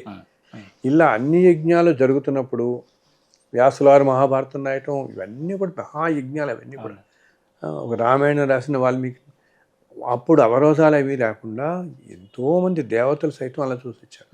అలాగా ఎన్నెన్నో, అందుకనే గ్రంథాలు. ఇప్పుడు మనకు కూడా ఒక నారాయణీయం ఈ రోజున ఎంతమంది పఠిస్తున్నారు. ఎంతటి మహానుభావుడు ఆయన, కృష్ణవారు అలా కనపడి చెప్తే రాశాడు కదా, ఆయనే రాశాడు మధ్యలో వచ్చి. ఇలా జరుగుతూ ఉంటే ఈ యజ్ఞంలో కూడా ఎంతోమంది నాకు సహాయం చేస్తూ వచ్చారు. లేకపోతే ఇన్ని లక్షల మందికి ఇన్ని సంవత్సరాలుగా వెళ్ళాయంటే పుస్తకాలు ఎంతోమందికి వెళ్తున్నాయి. మనం ఒక 2 సంవత్సరాల క్రితం ఈ ఇంటర్వ్యూ మీతో మొట్టమొదటి చేయటం నేను చేసిన తర్వాత ఇంకా వేరే ఛానల్స్కి ఏమో ఇచ్చాం, ఇంకా నలుగురికి వెళ్ళటంతో ఇప్పుడు అసలు రోజుకి నాకు 500-600 ఫోన్లు వచ్చేస్తున్నాయి అనమాట. సో పుస్తకాలు అందరికీ పంపిస్తున్నాం, ఎంతమంది కంటే అంతమందికి పంపిస్తున్నాం. ఏమిటి వెంకటేశ్వర వ్రతకల్పం అయితే ఇప్పుడు ప్రతి నెల నేను 10,000 కాపీలు ప్రింట్ చేస్తున్నాను. 10,000 ప్రతి నెల, ఒక్కొక్కసారి 20 రోజులకి 10,000 వేస్తున్నాం. అంతమంది అడుగుతున్నారన్నమాట, ఎంతమందికి అంటే ఎంత వెళ్తున్నాయి.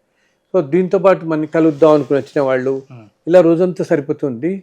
సో కొంచెం ఏంటంటే మనం వయసు రీత్యా కూడా పెద్దవాళ్ళం అయ్యాము. 32 పుస్తకాలు రాయటం, అండ్ ప్రతి పుస్తకం రాయటం, ఆ డిటిపి చేయించడం, టైపింగ్ చేయించడం, గ్రూప్ చూసుకోవటం, అండ్ నలుగురికి వెళ్ళేలాగా ఈ పుస్తకాలు అడ్రస్లు రాయటం, పంపించడం, ఎంతో యజ్ఞంలో సాగుతూ పోతుంది. యజ్ఞంలో ఎంతోమంది ఆయన పంపించాడు.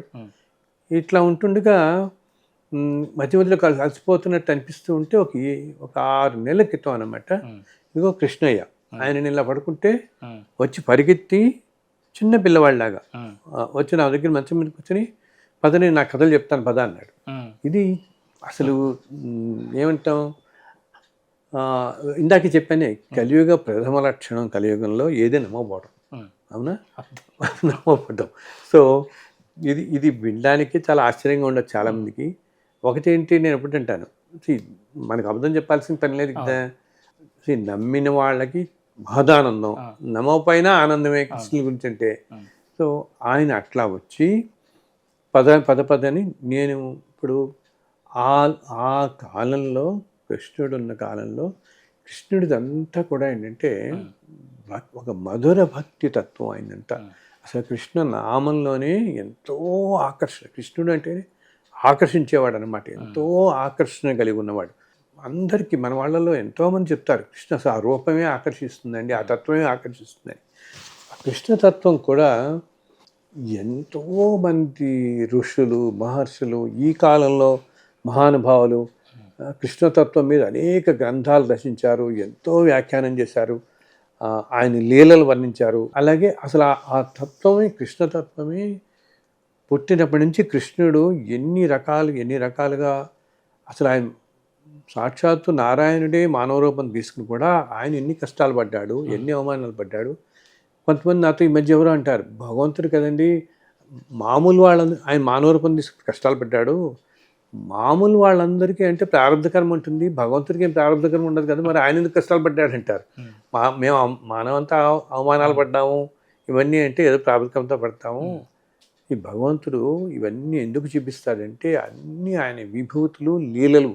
అంటే ఎటువంటివి జరుగుతున్నా ఒక మనిషి దేనికి ఎప్పుడు నువ్వు ఎలా స్పందించాలి, ఎలా రియాక్ట్ అవ్వాలి, ఎలా తీసుకోవాలి, లోకానికి అన్నిటికీ చెప్పడం కోసం, తేలికగా చెప్పడం కోసం ఆచరించి చూపిస్తారనమాట.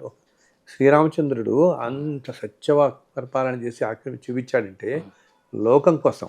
ఇప్పుడు లేకపోతే ఆయన 14 ఏళ్ళు వనవాసం చేశాడంటే ఆయనకి అది ఇవన్నీ ఏంటంటే లోకానికి ఆదర్శంగా నిలవడానికి ఈ మహాపురుషులందరూ అంటే భగవంతుడు మానవ రూపంలో వచ్చి మన మధ్య సంచరిస్తూ సామాన్యంగా అతి సాధారణంగా మనలాగా జీవించి చూపించింది. సో దీంట్లో ఏంటంటే ఇలా మనం ఇప్పుడు కృష్ణుడి గురించి మాట్లాడుతున్నాం కాబట్టి ఆయన అప్పుడు చెప్తుంటే నేను మొదట్లో కొంచెం ఆశ్చర్యపోయాడు. నిజంగా కృష్ణుడే కనపడుతున్నాడు, ఆ కృష్ణుడే కనపడుతుంటే నాకు చక్కగా వినపడటం కూడా ప్రారంభించింది. ఈ మధ్య ఎవరో నన్ను అడిగారు, మీకు ఆయన ఏం భాషలో మాట్లాడాడండి? చక్కటి తెలుగు భాషలోనే మాట్లాడాడు. భగవంతుడు ఏ భాష అంటే ఆ భాషలోనే మాట్లాడగలరు. మనకి ఏది అర్థమవుతుందో దాంట్లో ఏది అర్థమవుతుందో అంటే చక్కగా చెప్పి ఆయన ఏమంటాడు, మనకి కృష్ణతత్వం ఏంటి, గోకుల బృందావనంలో అంత మధురతత్వం, గోకులంలోనూ బృందావనంలోనూ ఉన్నప్పుడు ఆయన చిన్నప్పుడు ఆడుకున్న ఆటలు ప్రతిరోజు ఇప్పుడు మనం భాగవతంలో అన్ని కృష్ణలీలలు చదువుతాం, ఎంతో బుప్పింగిపోతుంది మనస్సు. అసలు భాగవతం రాసిందే వ్యాసుల వారు, అన్నీ రాసిన తర్వాత ఆయనకి ఇంకా తృప్తి లేకపోతే ఆ కృష్ణలీలలు రాసుకున్నాడు, భాగవతం రాసుకున్నాడు ఆనందంగా ఉండడం కోసం. సో అందుని కృష్ణయ్య కూడా ఆ విధంగా నన్ను అనుగ్రహించాడేమో, ఇన్ని సంవత్సరాల పాటు ఇవన్నీ రాసి 32 పుస్తకాలు ఇగో చెప్తానికి రోజంతా ఫోన్లు ఈ అలసిపోతుంటే అనుగ్రహించాడేమో నిజంగా అనిపిస్తున్నా. పరమాత్మ వచ్చి అన్నీ చెప్తుండేవాడు. ఆయన ఉన్నాడు, ఆయన భాగవతంలో ఎన్నో ఉన్నాయి, నేను ఇంకా కొన్ని నీకు విశేషాలు చెప్తాను కదా. ఇప్పుడు ఆయన భూమి మీద ద్వాపరయుగంలో నివసించి 125 సంవత్సరాల పాటు, ఈ 125 సంవత్సరాలలోనూ ఎన్నెన్నో ప్రతిరోజు ఒక విశిష్టతే కదా, ప్రతిరోజు ఒక లీలే కదా. సాక్షాత్ నారాయణుడే ఉన్నాడంటే ఆయన ప్రతిరోజు ఎన్నో లీలలు ఎదుర్కొంటాయి. అవన్నీ కూడా ఆయన నాకు ఒకసారి సాధారణంగా రాత్రి వేళల్లో అనమాట, రాత్రి నేను 11:30-12 అవుతుంది రోజు పడుకునేది. ఆ టైంలో పక్కనే వచ్చి కూర్చుని 10 రాసుకుందాం అంటే నేను ఆ రూమ్లోకి వెళ్ళి నేను పుస్తకాలంతా రాసుకుంటాను. ఒక రూమ్లోకి వచ్చి అక్కడ కూర్చుని ఆయన అలా చెప్తుండేవాడు, నాకు ఇదిగో 10 చూపిస్తానంటే చెప్పటమే కాదు చూపించేవాడు అనమాట. నన్ను అలా తీసుకెళ్ళిపోతుంటే ఎదురుకుండా అంతా ద్వాపరయుగం అంతా అలా కనపడుతుండే. ద్వాపరయుగంలో గోలోకంలో అనమాట, గోలోకంలో కృష్ణయ్య ఇల్లు ఎలా ఉండేది, ఆ ఇల్లు యశోద నందుడు అసలు అలా తిరుగుతూ అలా నాకు అంత మన మామూలు అతి సామాన్య భాషలో చెప్పాలంటే ఒక సినిమా లాగా అనుకుందాం, ఒక దృశ్య రూపంలోకి. అయితే ఏంటి దాంట్లోకి నేను కూడా లీనమైపోవటం. మనందరికీ బృందావనం చాలా ప్రాణం కదా, ఎంతోమంది వెళ్తారు బృందావనం వెళ్ళి దర్శించుకుంటారు. ఎస్పెషల్లీ మన దగ్గర కంటే ఉత్తర భారతదేశంలో చాలా ఎక్కువ వాళ్ళకి బృందావనం. ఇది వాళ్ళు అసలు బృందావనంలో అందరూ రాధే అని పిలుచుకుంటారు కదా, అంతా కూడా రాధాతత్వమే కదా. అయితే అప్పటి బృందావనానికి ఇప్పుడు బృందావనానికి చాలా తేడా ఉంది. ఆ రోజుల్లో బృందావనం యమునా నది ఎంత అద్భుతంగా ఉండేది, అసలు అడవి, అదంతా అడవి ప్రాంతం. అండ్ ప్రకృతి ఎంత అద్భుతంగా ఉండేది. అసలు గోకులంలో మనం పొద్దునే ఉదయాన్నే కృష్ణుడు నిద్ర లేచి ఆటలకు వెళుతుంటే యశోదమ్మ ఆ కృష్ణుని లేపటం, నిద్ర లేచి ఆయనేమో నటిస్తూ ఉండటం, లేచి కూర్చోవటం, మళ్ళీ చక్కగా నలుగుపెట్టి స్నానం చేయించేది. స్నానం ఇంత చేశాడో లేదో పరిగెత్తాడు, ఆటలు పరిగెత్తేసేవాడు. ఆ చుట్టుపక్కల పిల్లలందరూ చేరేవాళ్ళు. ఇవన్నీ నాకు చూపిస్తూ వచ్చాడు ఆయన. ఏ రోజు ఎటు పరిగెత్తాడు, ఏం ఆడుకున్నాడు, తన స్నేహితులు వీళ్ళందరినీ అనమాట. ఆ స్నేహితులతో పాటు ఆడుకున్నది, అప్పటి ప్రకృతి. అసలు ఆయన బయటికి రాగానే ఆ వీధులే ఎంత అద్భుతంగా ఉండేది. గోకులం మొత్తం మనం ఏమంటామే, మనం వింటుంటేనే వేరే లోకంకి వెళ్ళిపోతామని. అటువంటి నేను రాయటమే ఆ లోకంలో కూర్చొని రాసుకునేవాడిని. నాకు టైం తెలిసేది కాదు, 12 అలా అయిపోతుంది, ఎంతనే ఉన్నాయి. ఇంకా అలా రాసుకుంటూ ఎన్నో లీలలు అలా పక్కన కూర్చొని నవ్వుతూ నాకు చూపించేవాడు. అవన్నీ అయిన తర్వాత నేను అంటుండేవాడిని, ఇంకా నాకు నిద్ర వస్తుంది అయినా కాసేపు అంటే సరిపడేవాడు. ఒక్కొక్క రోజుల్లో ఎలా ఉండేది, నేను చాలా స్ట్రెయిన్ అయిపోయి ఇంకా నేను ఈరోజు రాయలేను అంటే అయ్యే పర్వాలేదు పద్ధతి పక్కనే అలా నేను నిద్రపోయేంత వరకు పక్కన కూర్చున్న రోజులు ఉన్నాయి. సాక్షాత్తు కృష్ణుడే వచ్చి అలా పక్కన కూర్చుని నేను నిద్రపోయేంత వరకు అలా ఉండి కూర్చుని వెళ్ళిన రోజులు ఉన్నాయి. ఇంత అనుభవించిన తర్వాత ఇంక దేని మీదైనా మనకేమన్నా ఉంటుందా? ఈ ప్రాపంచిక విషయాల మీద ఏం పోతుంది మనకి, ఇంకా ఎక్కడికి ఏమైపోతుంది? సాక్షాత్తు భగవంతుడు ఇలా అందరూ సుబ్రహ్మణ్యోతం రాసినప్పుడు సుబ్రహ్మణ్య స్వామి చూస్తాను చిన్నపిల్లవాడిగా చక్కగా కూర్చుని 6 కథలు, 6 పడైవీడు అంటారు వాళ్ళు తమిళనాడులో, 6 క్షేత్రాల కథలు పదనైనా అలా చూపించాడు, 1000 సంవత్సరాల క్రితం జరిగినవి. అలా ఒక్కొక్క దేవతతో చూసిన తర్వాత మనకి దేని మీద ఇంకా వ్యామోహం ఉంటుంది, దేని మీద ఉంటుంది మనకి. ఇంకా ఇది కృష్ణతత్వం ఏంటంటే ఇంకా ఎంతో ఆకర్షణ, ఎంతో మధురం అన్నమాట. అసలు భక్తి అంటేనే సత్యంగా అందరూ అంటారు అసలు భక్తి ఎందుకు ఉండాలి, మనుషులు భక్తి ఎందుకు కావాలండి. భక్తి అనేది ఏంటంటే భగవంతుడి ఎడల విపరీతమైన ప్రేమ కలిగి ఉండటం. ఎంతో ప్రేమతత్వంలో మనకి సర్వం ఆనందం కానీ అన్నీ ఇచ్చేది ఆ ప్రేమతత్వమే మనకి ఇచ్చేది మొత్తం. సో ఆ ప్రేమతత్వంలో కనుక మనం పూర్తిగా మునిగిపోయి పరవశులైపోతే మనస్సు ఇంక ఎటువంటి వికారాల జోలికి వెళ్ళదు. అప్పుడేంటి, అంత ప్రేమతత్వం మనం ఎప్పుడైతే ఆవరించి ఉంటుందో మనం నిత్యం చేసే పనులన్నిటిలో కూడా ఆ తత్వమే భాషిల్లేలా చూసుకుంటూ ఉంటాం. ఎవరితో మాట్లాడుతున్నా, అన్నదమ్ములతో, అక్కచెల్లెలతో, బయట వాళ్ళతో ఎవరితో మాట్లాడుతున్నా మనస్సులో ఆ ప్రేమతత్వం నిండిపోయి ఉంటుంది మనకి. ప్రేమతత్వం నిండిపోవటం అంటే భక్తితత్వం అన్నమాట. అది భగవంతుడి ఎడల అపారమైన భక్తి కలిగి ఉండటం, అపారమైన ప్రేమ కలిగి ఉండటం. ఆ ప్రేమ మనలో కూడా ప్రవహిస్తే మనం అన్నింటిలోనూ రోజు విషయాల్లో చక్కగా చూడగలుగుతాం. అలాగా వీటిల్లో కృష్ణుడు ఏంటంటే తర్వాత మధురికి వెళ్ళటం, కురుక్షేత్రం, వీటిలన్నిటిలో ఆయన రాజనీతిజ్ఞత, ఇవన్నీ ఎలా ఉండాలి, ఏ సమయాల్లో ఎలా అనుకరించాలి, ఎవరితో ఎలా ప్రవర్తించాలి, ఏ విధంగా ఉండాలి, ఎవరిని ఏది ఎదుర్కోవాలి, ఎట్లా ఎదుర్కోవాలి, అనేక ఉపాయాలు, ఎటువంటి వారితో ఏ విధంగా మాట్లాడాలి, ఏది ఎలా సాధించాలి, ఇవన్నీ కూడా మన తర్వాత చెప్తాడు. కానీ మొట్టమొదటి ఈ గోకుల బృందావనాలు ఉన్నాయే, ఆ గడిపిన ఆ కాలం మాత్రం ఎంత అద్భుతం, ఎంత ప్రేమతో నిండి ఉంటుందో అన్నమాట.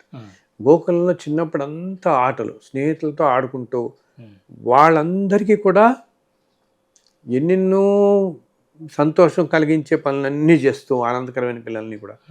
ఇంకోటి ఏంటి, అప్పుడు గోకులంలో పుట్టిన యాదవులు పిల్లలు వీళ్ళంతా ఉంటారే, వాళ్ళందరూ ఎంత అదృష్టం చేసుకుని వాళ్ళు ఉండాలి అంటే సాక్షాత్తు నారాయణతోనే ఉన్నారు కదా. సో వీళ్ళందరూ ఏంటంటే అంతకు ముందు యుగాల్లో ఎంతో భక్తి కలిగి ఎంతో ధర్మ మార్గంలో నడిచిన వాళ్ళై, ఎంతో ఉన్నవాళ్ళై, అటువంటి వారే మళ్ళీ గోకులంలో కృష్ణ దర్శనంతో పాటు కృష్ణ సాన్నిధ్యం కలిగేలాగా చేరారు వీళ్ళందరూ. ఈ పిల్లలందరూ కూడా సాన్నిధ్యమే. మనం భాగవతంలో కొంతమంది గురించి తెలుసుకుంటే వాళ్ళందరి గురించి ఇంకా ఎంతో, ఇప్పుడు ఆ గోకులంలో చాలామంది ఉంటారు కదా, 1000 మంది ఉంటారు కదా. ఈ పిల్లలు ఇంకా ఎంతోమంది, వీళ్ళందరూ కూడా ఎంతో చేసుకున్నవాళ్ళు, పుణ్యం చేసుకున్నవాళ్ళు. ఆ పుణ్యం వలన వాళ్ళకి ఏమైంది, అంతకుముందు యుగాలన్నింటిలో ఉన్న ఈ జీవులే వీళ్ళందరూ కూడా. కలియుగంలో, త్రేతాయుగం, అంతకుముందు యుగాలన్నింటిలో ఉన్నవాళ్ళు, సత్యయుగం నుంచి ఉన్నవాళ్ళే. సో వాళ్ళందరూ చేసుకున్న పుణ్యం అంతా వాళ్ళకి రావటంతో కొంతమంది రామచంద్రుల వారి టైంలో, ఆ కాలంలో త్రేతాయుగంలో ఆయన దర్శించుకున్నవారు, ఆయన చూసినవారు, ఆయనతో మాట్లాడినవారు. అసలు ఎందుకు 14 ఏళ్ళు వనవాసంలో ఆయన పెడుతున్నప్పుడు ఆయన చూసిన వాళ్ళు కొంతమంది ఉన్నారు, కలిసిన వాళ్ళు ఉన్నారు, చిన్నప్పుడు ఆయన చూసిన వాళ్ళు, ఆయనతో పాటు ఆయన గురుకులంలో నేర్చుకుంటున్నప్పుడు ఆయనతో పాటు చదువుకుంటున్న వాళ్ళు ఎంతమంది చూస్తూ ఉంటారు కదా. ఎందుకంటే ఆ టైంలో ఆ జీవి చేసుకున్న పుణ్యం అంతా ఫలితానికి వస్తుంది అప్పుడు. అలాగే తర్వాత మళ్ళీ ద్వాపరయుగం వచ్చినప్పుడు అనేక జన్మలన్నీ ఎత్తుతూ వాళ్ళు కృష్ణయ్య రాగానే, ఇప్పుడు కృష్ణుడున్న కాలంలో ఎన్నో దేశాలు ఉన్నాయి, మహాభారత కాలంలో దేశాలు చాలా ఉన్నాయి. వీళ్ళు కనుక ఏదో దేశంలో ఎక్కడో ఉండుంటే అసలు వాళ్ళ జీవితకాలంలో కృష్ణుని చూసే అవకాశమే ఉండదు కదా. అటువంటిది కొంతమందికే కృష్ణుడి దగ్గర గోకులంలోనే జన్మించి అక్కడున్న యాదవులకే జన్మించి కృష్ణుడితో పాటు 10 ఏళ్ళ పాటు ఆడుకున్నారనుకో, వాళ్ళందరూ ఏంటనమాట ఎంతో పుణ్యం సంపాదించుకున్న వాళ్ళు అయ్యి ఆ పుణ్యం అంతా అప్పుడు అనుభవిస్తున్నారు. అనుభవానికి రావడంతో భగవంతు దర్శనం కలిగింది, భగవంతుడితో పాటు ఆడుకున్నారు, నేర్చుకున్నారు. ఆ తర్వాత మళ్ళీ కలియుగం వచ్చిన తర్వాత ఏమవుతుంది, వాళ్ళు ఇంతకుముందు ప్రారంభ కర్మల్లో చేసుకునే పాపం ఉంటుంది కదా, అదే అనుభవానికి వచ్చి ఇప్పుడు మామూలు జన్మల్లో ఉంటున్నారు. ఇప్పుడు నేను నా దగ్గరికి వచ్చిన వాళ్ళని చూస్తుంటాను, కొంతమందిని. వాళ్ళలో ఏంటంటే సాక్షాత్తు కృష్ణుడితో ఆడుకున్న వాళ్ళు, చిన్నప్పుడు కాలంలో అనమాట, కృష్ణుడితో సాన్నిహించిన వాళ్ళు. ఇప్పుడు నాకు మన ఈ పుస్తకం రాస్తున్నప్పుడు ఆయన చెప్పారు కూడా, ఇదిగో నాయన వీళ్ళందరూ నాతో ఆడుకున్నారు, ఇదిగో వీళ్ళు ఈ కాలంలో పుట్టారు, వీళ్ళు ఆ కాలంలో పుట్టారు, ఈ కాలంలో ఇదిగో ఇప్పుడు ఇట్లా పుట్టారు అని చెప్పి చక్కగా చూపిస్తున్నాడు. అప్పుడున్న వాళ్ళని చూపించాడు, ఇదిగో వీళ్ళు వచ్చే కలియుగంలో ఈ కాలంలో ఇప్పుడు ఇలా జన్మిస్తారు, మళ్ళీ ఇలా జన్మిస్తారు, ఈ విధంగానే అవన్నీ కూడా ఆయన చెప్తూ వచ్చాడు. అలాగా చెప్పిన విశేషాలన్నిటితో నేను శ్రీకృష్ణ దర్శనం అని పుస్తకం రాశాను. అది తాజాగా నేను రాసిన పుస్తకం అనమాట. ఇప్పుడు ఏమవుతుంది, సాక్షాత్తు నారాయణుడే భూమి మీద కృష్ణుడిగా భూమి మీదకి వచ్చినప్పుడు మరి నారాయణుడికి అత్యంత సన్నిహితుడు ఎవడు, కేశవుడికి శివుడు కదా. సో ఆ పరమేశ్వరుడికి కూడా ఈ నారాయణ భూమి మీదకి వెళ్ళాడు కదా, ఈయన ఒకసారి అప్పుడప్పుడు కలిసి వద్దామని ఉంటుంది కదా. మరి ఎప్పుడూ నిత్యం మాట్లాడుకునేవాళ్ళు, నిత్యం కలుసుకునేవాళ్ళు. అసలు స్నేహంలో శివకేశవులు మించిన స్నేహం లేదు. ఏంటంటే దురదృష్ట కొద్దీ కొంతమంది ఈ మధ్య రకరకాలుగా మాట్లాడినప్పటికీ అసలు అభేదం అన్నమాట శివకేశవులకి. అందుకని పరమేశ్వరుడే అప్పుడప్పుడు వచ్చి ఈ గోలాకానికి వచ్చి కృష్ణయ్యతో కలిసి కబుర్లు చెప్పుకునేవి, ఆటలాడినవి ఎన్నో విచిత్రాలు ఉన్నాయి. అవన్నీ నాకు కృష్ణుడు నారాయణ చూపించాడు, ఇలాగ నాయన చూడు అని. సో నేను మనం అంటాం ఇంగ్లీష్లో ట్రాన్స్పోర్టెడ్ అంటాం, అలా వెళ్ళిపోయి ఆ లోకంలోకి ఇంకా అసలు నాకు అసలు ఏమీ తెలిసేది కదా. శరీర స్పృహ కానీ, కాలం అంటే అది రాత్రి అయింది అనే స్పృహ కానీ ఏమీ లేకుండా అలా నాకు కనపడింది రాసుకుంటా. ఆ రోజు కృష్ణుడు పొద్దున్న లేచినప్పటి నుంచి ఎటు వెళ్ళాడు, ఇక్కడికి వచ్చాడు, అక్కడికి వచ్చాడు, ఆ చుట్టుపక్కల కనపడుతున్నవి అని నేను మధ్యలో నాకు కొంచెం రాయటంలో కొంచెం స్లో డౌన్ అవుతుంది. కృష్ణుడు పర్లేదు నేను ఒక నిమిషం ఆగుతాను, ఇవన్నీ రాయి చూస్తావు ఆ నెమళ్ళు ఎలా పరిగెడుతున్నాయి చూడు, ఇక్కడ 4 ఉన్నాయి నెమళ్ళు చూడు, ఇక్కడ 6 నెమళ్ళు ఉన్నాయి చూడు అని రాసేవాడు. ఎందుకంటే అసలు ప్రకృతి అంత అద్భుతం అంటే ద్వాపర యుగంలో గోకులంలో బృందావనంలో ఉన్న ప్రకృతి అనేది మాటలలో మనం వర్ణించలేమన్నమాట. అసలు ఆ ఒక్క ప్రకృతి వర్ణనే ఒక 1000 పేజీలు చేయొచ్చు మనం, అంత గొప్పగా ఉంటుంది ప్రకృతిలో. ఆ చుట్టుపక్కల ఆ పొదల్లో వెళుతున్న కుందేళ్ళు కానీ, పైన ఉండే పక్షులు కానీ, చెట్ల మీద ఉండే పక్షులు కానీ, ప్రతి జీవి కూడా ఆ బృందావనంలో ప్రతి జీవి కృష్ణ సాన్నిహిత్యం పొందిందే కదా. అవన్నీ కూడా తర్వాత జన్మల్లో ఎంతెంత పుణ్యం చేసుకోబట్టి ఆయన దర్శించాయి, ఆయనతో పాటు ఉన్నాయి. అండ్ ఏంటి ఒక్కొక్కప్పుడు కృష్ణుడు వాడితో ఆడుకునేవాడు. జింకలను దగ్గర తీసుకుని, లేళ్ళకి దగ్గర తీసుకుని, నెమళ్ళని దగ్గర తీసుకుని, ఆ నెమళ్ళు కూడా అనుకునేవిట అటు ఇటు పరిగెడుతూ ఉంటే ఒక్కొక్కప్పుడు వాటి పెంచాలు రాళ్ళ కింద పడుతుండేవి, అది తీసుకుని నెత్తిన పెట్టుకుంటుండేవాడు నెత్తి మీద. సో అవి ఎంత అదృష్టం, ఎంత మురిసిపోతుండేవాట. అలాగే ఆయన మురళి, మనందరికీ మురళీనాదమే కదా. మురళీనాదం అనేది అసలు మన శరీరాన్ని మొత్తంలో ఉండే ఇదిని అన్ని ఏమంటాం అన్ని నాడుల్ని ఉత్తేజపరుస్తుంది ఒక్కసారిగా. ఆ నాదం అనే దాంట్లో ఎంతో విశిష్టత ఉంది ఆ మురళీనాదంలో అనమాట. సో ఆ మురళి కింద తయారైన వెదురు ఎంత అదృష్టం చేసుకుందో అంతే కదా. ఆ వెదురు జాతి అనుకుంటుందట, నేను ఎంత అదృష్టం చేసుకుని పోతే స్వామివారు ఎప్పుడు పెద్దవాళ్ళ దగ్గర నేను ఉంటాను అని చెప్పేసి. ఇటువంటివి ఎన్నో నాకు చూపించాడు ఆయన. శ్రీకృష్ణ దర్శనం అని ఇదే పుస్తకం అనమాట. ఇలా ఈ పుస్తకంలాగా రాశాను. ఇది రాసుకుంటూ వెళ్తుంటే చెప్తున్నానుగా ఒక్కొక్కటి ఇలా చిన్నప్పుడు కృష్ణుడికి పాలు తాగించడము, అసలు పుట్టినప్పటి నుంచి కూడా మధ్యలో రాధ జన్మించిన విశేషాలు, కృష్ణుడు రాధ గురించి, రాధాకృష్ణుల లీలలు, అలాగే కృష్ణుడి పుట్టినరోజు ఎంత విశిష్టత కదా. అక్కడ వాళ్ళందరికీ ఒక పెద్ద పండగలాగా ఉంటుంది అన్నమాట. ఇంకా గోకులంలో ఒక పండగే కృష్ణుడు పుట్టినరోజు అంటే. అటువంటివన్నీ ఆ రోజు నాకు లీనమైపోయి ఆయన నాకు చూపిస్తే పక్కన కూర్చుని రాసిందే ఈ శ్రీకృష్ణ దర్శనం అన్నమాట. కృష్ణుడు ఒక్కొక్కసారి ఏం చేసేవాడు, ఆ స్నేహితుల్ని అనుగ్రహించడం కోసం ఆ వేణువు వాళ్ళకి ఇస్తుండేవాడు కాసేపు వదలడానికి. సో ఆ పిల్లలు అలా ఊతుండేవాళ్ళు. అలా కృష్ణుడు వేణువే తీసుకుని ఊతుతున్న వాళ్ళు ఆయన నాకు చెప్పాడు, చూడు నాయనా, ఇదిగో ఈ పిల్లవాడు ఈరోజు ఊతున్నాడు కదా, ఇతడు కలియుగంలో ఈ మధ్య నువ్వు చూసావు కదా, ఒక 200 సంవత్సరాల క్రితం జన్మించిన ఈ సంగీతకారుడు ఇతనే, ఈ మురళిలో వాయించిన వాడు ఇతనే. ఇలాగా వీళ్ళందరి పేర్లతో సహా నాకు వాళ్ళని నాకు చూపించాడు అనమాట. ఇదిగో వీళ్ళే, ఈ జన్మించిన వాళ్ళే, ఈ పిల్లలే ఇలా మళ్ళీ ఇన్ని సంవత్సరాలు జన్మించిన వాళ్ళే. అలాగే రాధ జన్మించినప్పుడు ఏంటంటే చాలా విచిత్రాలు జరుగుతాయి. ఆవిడ కళ్ళు మూసుకునే ఉంటుంది, తెలుసు కదా, కళ్ళు మూసుకునే ఉంటుంది. ఆశ్చర్యపోతుంది తల్లి అనమాట, తల్లిదండ్రులు. ఏమిటి కన్నులు తెరవదు అంటే అప్పుడు మహర్షి చెప్తాడు, సమయం వచ్చినప్పుడు తెలుస్తుంది తల్లి అని. సో తర్వాత కృష్ణుడు నందుడికి తెలిసి వస్తారు ఇక్కడ యశోదాలు, రాధాదేవి పుట్టిందని చెప్పి. అప్పుడు కృష్ణుడు వచ్చిన తర్వాత కృష్ణుడు ఇలా ముట్టుకోగానే రాధ కళ్ళు తెరుస్తుంది. ఏంటంటే రాధాదేవి కళ్ళు తెరవగానే మొట్టమొదటి కృష్ణుడే చూద్దామని అనుకుంటుంది. అసలు రాధా శక్తి తత్వం గురించి వర్ణించాలంటే మనం కొన్ని వేల పేజీలు రాయొచ్చు, కొన్ని వేల గంటల తరబడి మనం చెప్పుకోవచ్చు అనమాట. అంత శక్తి స్వరూపం రాధాదేవి. కొంతమంది మన వాళ్ళు చెప్తున్నారు, ప్రవచనాల్లో ఎంతో అద్భుతంగా చెప్తున్నారు రాధాదేవి తత్వం గురించి. అసలు ఆమెలో ఉన్న శక్తి, ప్రేమతత్వం అంతా ఒక ఎత్తు అయితే అసలు ఆ శక్తి స్వరూపం ఎటువంటిది. రాధాకృష్ణులు అనేవాళ్ళు, కృష్ణుల్లో రాధ ఉంటాడు, రాధాకృష్ణ ఉంటుంది ఎప్పుడు కూడా కదా. సో కృష్ణుల్లో ఉన్న ప్రేమతత్వం అంతా రాధాదేవిది. సో అది నాకు కనపడిందంతా ఆ రోజు కృష్ణుడు రావటం, రాధ జన్మించిన చూడ్డానికి రావటం, రాధను చూడటం, ఆ అనుభూతులు అన్నమాట. అప్పుడు రాధ ఎంత ఉప్పొంగిపోతుంది, కృష్ణుడు ఎంత ఉప్పొంగిపోతాడు, అదంతా నాకు కనపడిస్తే అటువంటి విశేషాలన్నీతో కలిపి రాసిన పుస్తకం అనమాట. వృషభానుడు కీర్తి, ఈ తల్లిదండ్రుల రాధ. అదే తీగని అదే వచ్చింది గబుక్కు నాకు. వృషభానుడు కీర్తి దంపతుల ముద్దల పుత్రిక. ఆమె మరెవరో కాదు, కన్నయ్య ముద్దు బంగారమైన రాధాదేవి.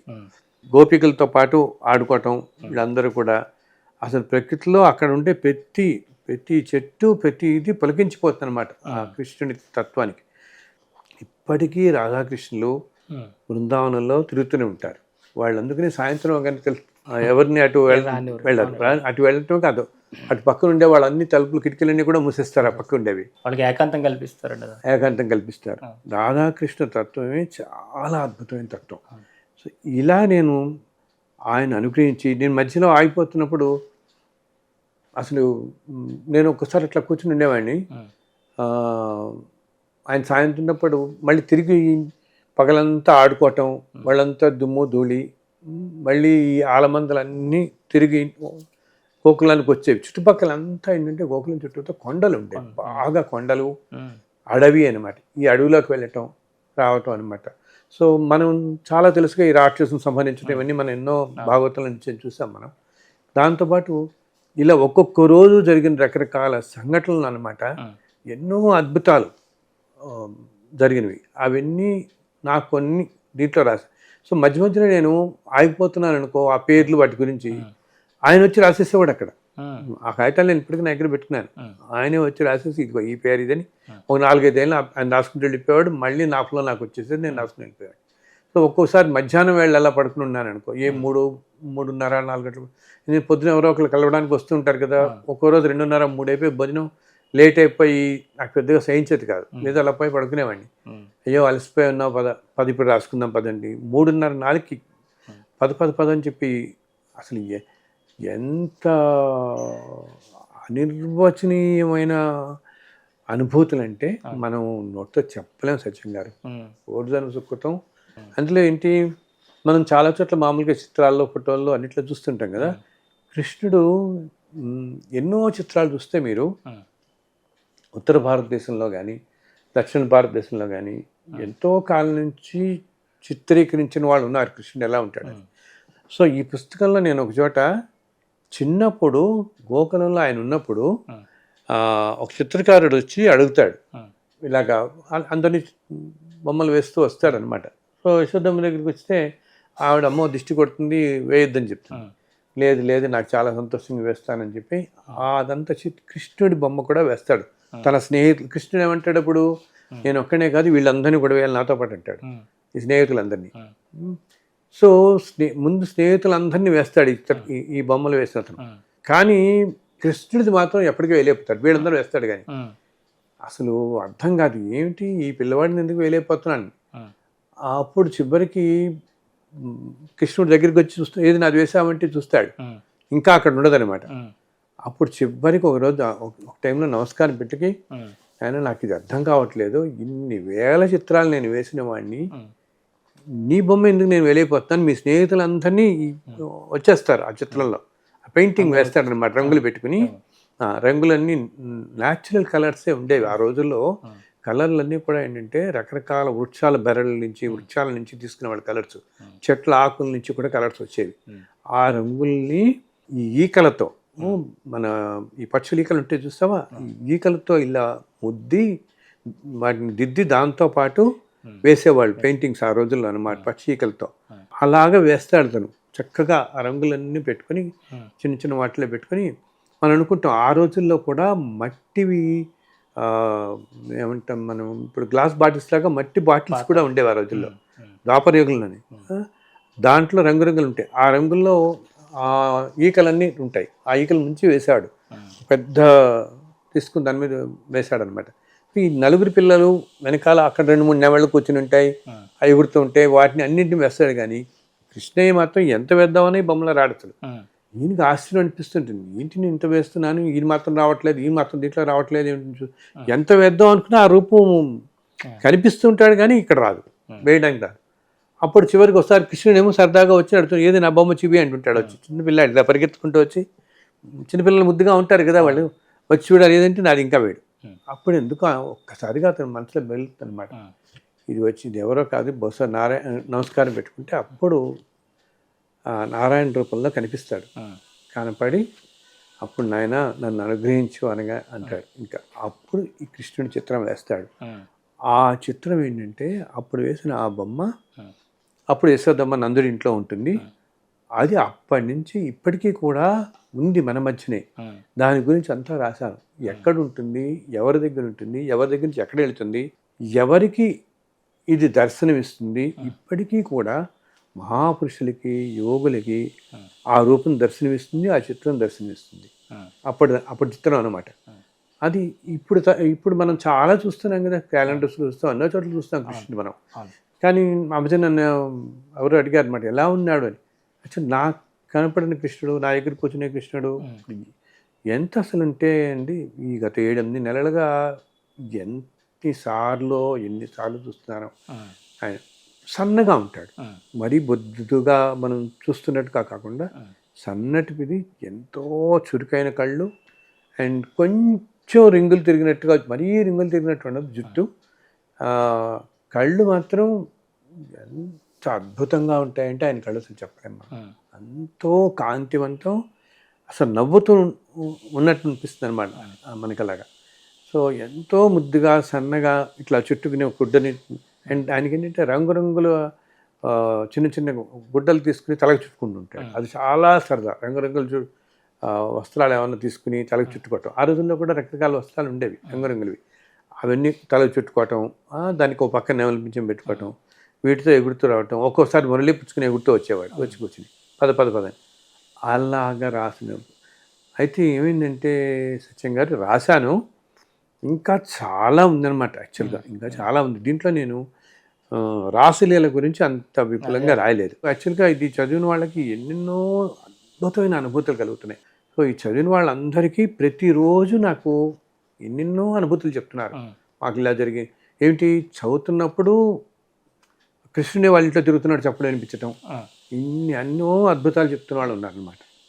అంటే మీరు చెప్తున్నట్టు ఆ కృష్ణుడితో పాటు ఉన్నటువంటి ఆ యశోదమ్మ ఎలా ఉంది, ఆ నందుడు ఎలా ఉన్నాడు అంటే నాకు ఇప్పటి నుంచి కోరుకుంటది గురుగారు. కృష్ణుని అందరూ చెప్తుంటారు కదా, ఆ యశోద నందులని చూస్తున్నటువంటి భాగ్యం మీలాంటి వాళ్ళకి కలిగింది. ఈ కృష్ణుడు అల్లరిని యశోదమ్మ ఏ విధంగా భరించేది, ఆవిడ ఎలా ఉండేది తెలుసుకుందాం గురుగారు.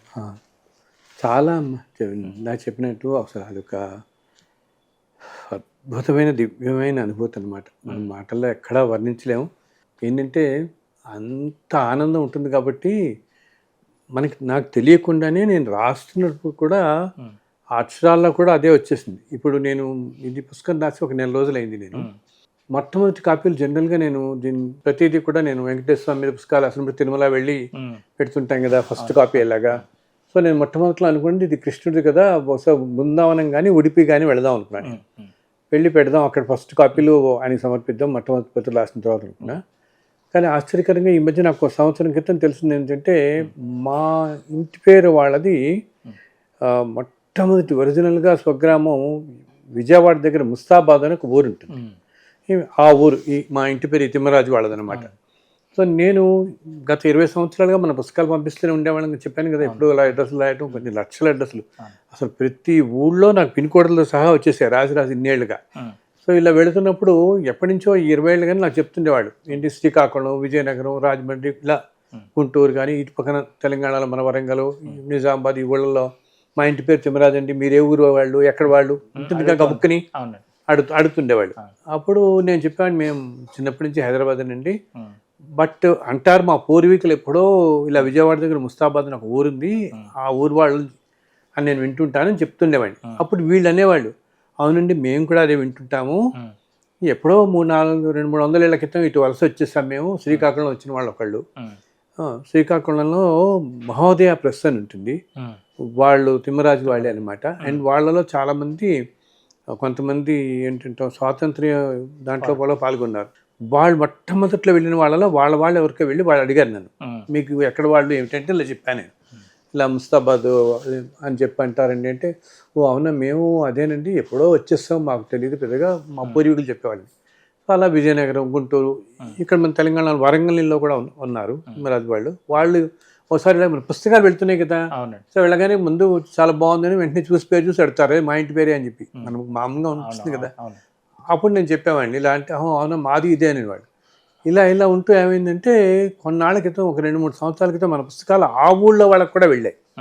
ఆ ఊళ్ళో ఉంటున్న ఒక తిమ్మరాజు కుటుంబం వాళ్ళు, సుబ్బారావు గారిని ఒక కుటుంబం ఉంటుంది బ్రహ్మరాంబ అని, ఆ కుటుంబానికి వెళ్ళాయి. ఆయన అక్కడ పోస్ట్ మాస్టర్ అనమాట.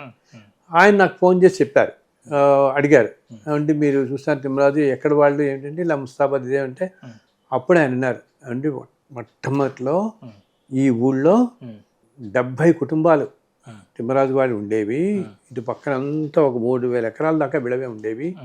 తర్వాత కాలక్రమేణా వీళ్ళందరూ ఎక్కడెక్కడికో వెళ్ళిపోవటంతో వెళ్ళిపోయి మేము ఒక్కళ్ళమే ఇక్కడ మిగిలాము. దీనికి కృష్ణయ్యకి ఈ పుస్తకానికి ఒక సంబంధం ఉంది, అందుకు ఎంత చెప్తానండి మీకు. ఒక 70 కుటుంబాలు అంటే ఇప్పటికీ కూడా మీరు ఈ చుట్టుపక్కల భూముల్లో ఎప్పుడన్నా ఏమైనా సేల్స్లో ఈ ఈసీలు తీసి చూస్తే 2-3 వెనకాల తరాలు వెనకాల చూస్తే తిమ్మరాజు వాళ్ళ పేరే ఉంటుంది ఇప్పటికీ, బికాజ్ మొట్టమొదట్లో అప్పుడు ఉన్నవాళ్ళు అనమాట. సో ఇలా వచ్చేసారు ఎక్కడికో, మేము మాత్రం ఇక్కడ ఉన్నామండి, నాన్నగారు ఫస్ట్ మార్చి ఇస్తారు, మేము ఇక్కడే ఉంటున్నాం అని, మీరు ఎప్పుడన్నా ఇటు పక్కకు వస్తారండి మా ఒకసారి ఇది మన ఊరు కదా చూద్దాం అన్నారు.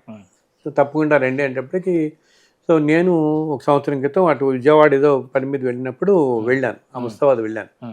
ఏమ్మా వాళ్ళ ఇంటికి వెళ్ళాను, ఎంతో అభిమానం, ఎంతో ఆప్యాయతగా చూసి అప్పుడు వాళ్ళు ఒక మాట అన్నారు అనమాట, ఇలా ఈ ఊరి గురించి ఇవన్నీ చెప్పేసి అప్పుడు ఉండేవాళ్ళండి, తర్వాత అందరు మా వాళ్ళందరూ కూడా చెప్తుండేవాళ్ళు ఇన్ని కుటుంబాలు ఉండేవి ఇంత అని చెప్పి ఇక్కడ మనకి ఒక వేణుగోపాల స్వామి ఆలయం ఉంది, ఇది తిమ్మరాజు వాళ్ళే ధర్మకర్తలు, దీనికి అసలు ఎప్పుడు కట్టించారో కూడా ఇది తెలియదు, మన వీధులని అంటే వాళ్ళు ఉంటున్న వీధులని కొంచెం ముందుకెళ్తే ఉంటుంది. బట్ ఏంటంటే అసలు ఎక్కడ దాంట్లో దోపుతీపు నైవేద్యాలు లేవు. ఏమి అక్కడేంటి ఎన్విరాన్మెంట్స్ కుందే ఉంది, కానీ ఆ ఊళ్ళో ఇటువంటి 10 గుళ్ళకి కలిపి ఒకడే అర్చకుడు. ఆయన ఏదో అలా వెళ్ళిపోయి అప్పుడప్పుడు దీపం పెడతాడు, లేనట్లేదు. ఇన్ఫ్యాక్ట్ సంతాన వేణుగోపాల స్వామి, రుక్మిణి సత్యభామ సమేత సంతాన వేణుగోపాల స్వామి అక్కడ దాంట్లో కాసేపు అయిన తర్వాత మనం ఒకసారి వెళదాం గుడికి అన్నారు. సో వాళ్ళతో పాటు గుడికి వచ్చాను నేను. అదే వాళ్ళ ఇంటి లేనిలోనే చిన్న పల్లెటూళ్ళలో ఎలా ఉంటాయి వీధులు తెలుసుగా మనకి. నిర్మానుష్యంగా ఉంది, ఎవరు లేరు. వెళ్ళాము. ఆ గుడి కూడా ఆవరణ చాలా పెద్దది, కానీ అసలు ఎక్కడ పోషణ అవధి లేకపోవడంతో అలా ఉండిపోయింది అనమాట ఇప్పటి నుంచో. సో చూస్తే లోపల తీసుకెళ్ళి చూపించారు నాకు కృష్ణుడి విగ్రహం. అది ఎంత అద్భుతంగా ఉందో అన్నమాట. ఎంత అద్భుతంగా ఉన్నాడంటే కింద రుక్మిణి సత్యభామ ఉన్నారు చిన్న విగ్రహాలు, అండ్ ఆయన పైన అంతా కూడా ఏంటి దశావతారాలన్నీ కూడా చిక్కున్నాయి. ఎప్పటిదో చాలా పురాతనమైన పట్టింది అనమాట. ఇంకొక విశేషం ఏమైంది, వాళ్ళు అక్కడ బయట ఒక రాయి మీద ఎప్పుడైనా కొబ్బరికాయలు కొడుతుండేవాడు. సో తర్వాత కాలంలో కొంతకాలం క్రితం ఎవరో ఒకళ్ళు ఇలా అర్చకులు ఒకళ్ళు వచ్చినప్పుడు ఆ కొబ్బరికాయ కొడుతున్నప్పుడు ఆ కొబ్బరి నీళ్ళు జారుతుంటే ఆ రాతి మీద కొన్ని అక్షరాలు కనపడ్డాయి వీళ్ళకి. సో ఇది ఆయన అన్నట్ట, ఇది రాయిలా లేదు, ఏదో శిలాశాసనంలో ఉంది, ఒకసారి తీయించండి. సో అప్పుడు వీళ్ళు సుబ్బారావు గారు వీళ్ళు వెంటనే దాన్ని తవ్వి దాన్ని తీయించారు, బయటకు తీశారు. బయటకు తీసి చూస్తే ఏమిటంటే శ్రీకృష్ణదేవరాయలు ఈ ఆలయాన్ని ఫలానా రోజు వచ్చి సందర్శించుకున్నాడు అని చెప్పి శాసనం వేసింది. ఆయన వేసిన శాసనం దర్శించున్నది. అంటే ఎప్పటిదో చూడండి, ఇది ఒక మోర్ దెన్ ఆల్మోస్ట్ 1000 సంవత్సరాల నాటి గుడి. కృష్ణదేవరాయలు వచ్చే టైంకే ఈ ఆలయం ఉంది. ఆయన దర్శించుకున్నాడు, శాసనం వేశాడు. వేణుగోపాల స్వామిని ఫలానా దర్శించుకున్నాడు ఆయన. ఇన్ఫ్యాక్ట్ శంఖం చక్రం కూడా ఉంటే బొమ్మలు దాని మీద ఈ రాసి ఉంటుంది, ఫలానా రోజు ఇలా వచ్చి దర్శించుకున్నాడు అని చెప్పి అనమాట. అంటే అంత పురాతనమైన ఆలయం. అంటే మన దురదృష్టం ఇలా ఎన్నో ఉన్నాయి ఆంధ్రప్రదేశ్లో ఊళ్ళల్లో. అసలు అక్కడ ఎన్నో ఉన్నాయి పాతకాలం నాటి అనమాట. పక్కనే చెన్నకేశ్వర స్వామి ఉంటాడు ఆలయం. తప్పకుండా ఏదైనా చేద్దామండి అన్నాను, మన నలుగురికి చెప్దామని. సో అప్పుడు నేను విజయవాడ వెళ్ళినప్పుడు విజయవాడలో మా రుక్మిణి వాళ్ళ కలిసిన ఒక అమ్మాయి ఉంటుంది, సుధా చుక్కపల్లి అని. తను చాలా మందికి చాలా ఎన్నో చేస్తూ ఉంటుంది అనమాట. ఇలా వాళ్ళకు ఒక స్కూల్ కూడా ఉంది, చుక్కపల్లి హై స్కూల్ అని చెప్పింది. అండ్ ఎంతో ఆర్ఫెన్స్కి ఎంతో హెల్ప్ చేస్తూ ఉంటుంది. సో చెప్తాను, ఇట్లా వెళ్ళానమ్మా గుడి ఒకటి ఇట్లా ఉందంటే, అవునా బావగారు అసలు నాకు తెలియదు, నేను చూస్తాను అని చెప్పి తను ఓ రోజు వెళ్ళి ఆ మొత్తం అంతా గ్రెనేట్ అవన్నీ మార్పించి వేయించింది, చాలా చేసింది. అసలు నిజంగా ఎంతో కృతజ్ఞతలు చెప్పాలి ఆ పిల్లకి. చాలా చాలా చేసింది అనమాట. మొన్న అనిపించింది నాకు, ఇంత పురాతనమైన దిక్కు. సో మనం బృందావనం అది అనుకున్నాం కదా, ఇప్పుడు నేను బృందావనం వెళ్తాను అనుకున్నామ్మా, వెనక నీ పుస్తకాలు తీసుకెళ్ళి అక్కడ పెట్టి పూజ చేస్తే అక్కడ అంతా నార్త్ ఇండియన్స్ ఎక్కువ హిందీ వాళ్ళు ఉంటారు.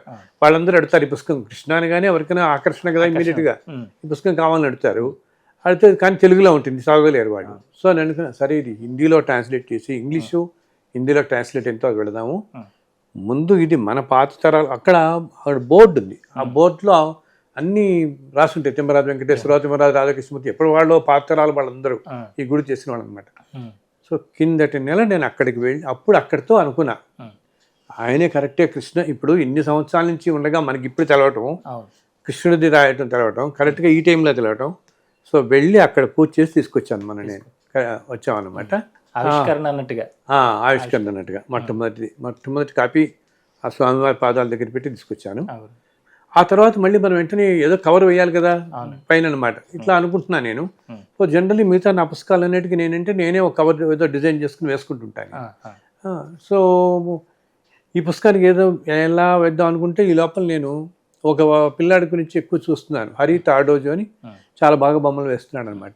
సో ఆ మధ్య ఎప్పుడు అతనికి నన్ను కలవాలని ఉందిట. ఇలా ఎవరి దగ్గర మొత్తం మీద నా ఫోన్ నెంబర్ దొరికింది అతనికి. సో మనని కలవడానికి వచ్చాడు ఆ మధ్య. చాలా బాగా వేస్తున్నాడు. ఎన్నో గెస్ట్ హౌసెస్లో వేస్తూనే చూస్తున్నాను, చాలా బాగా వేస్తున్నాడు.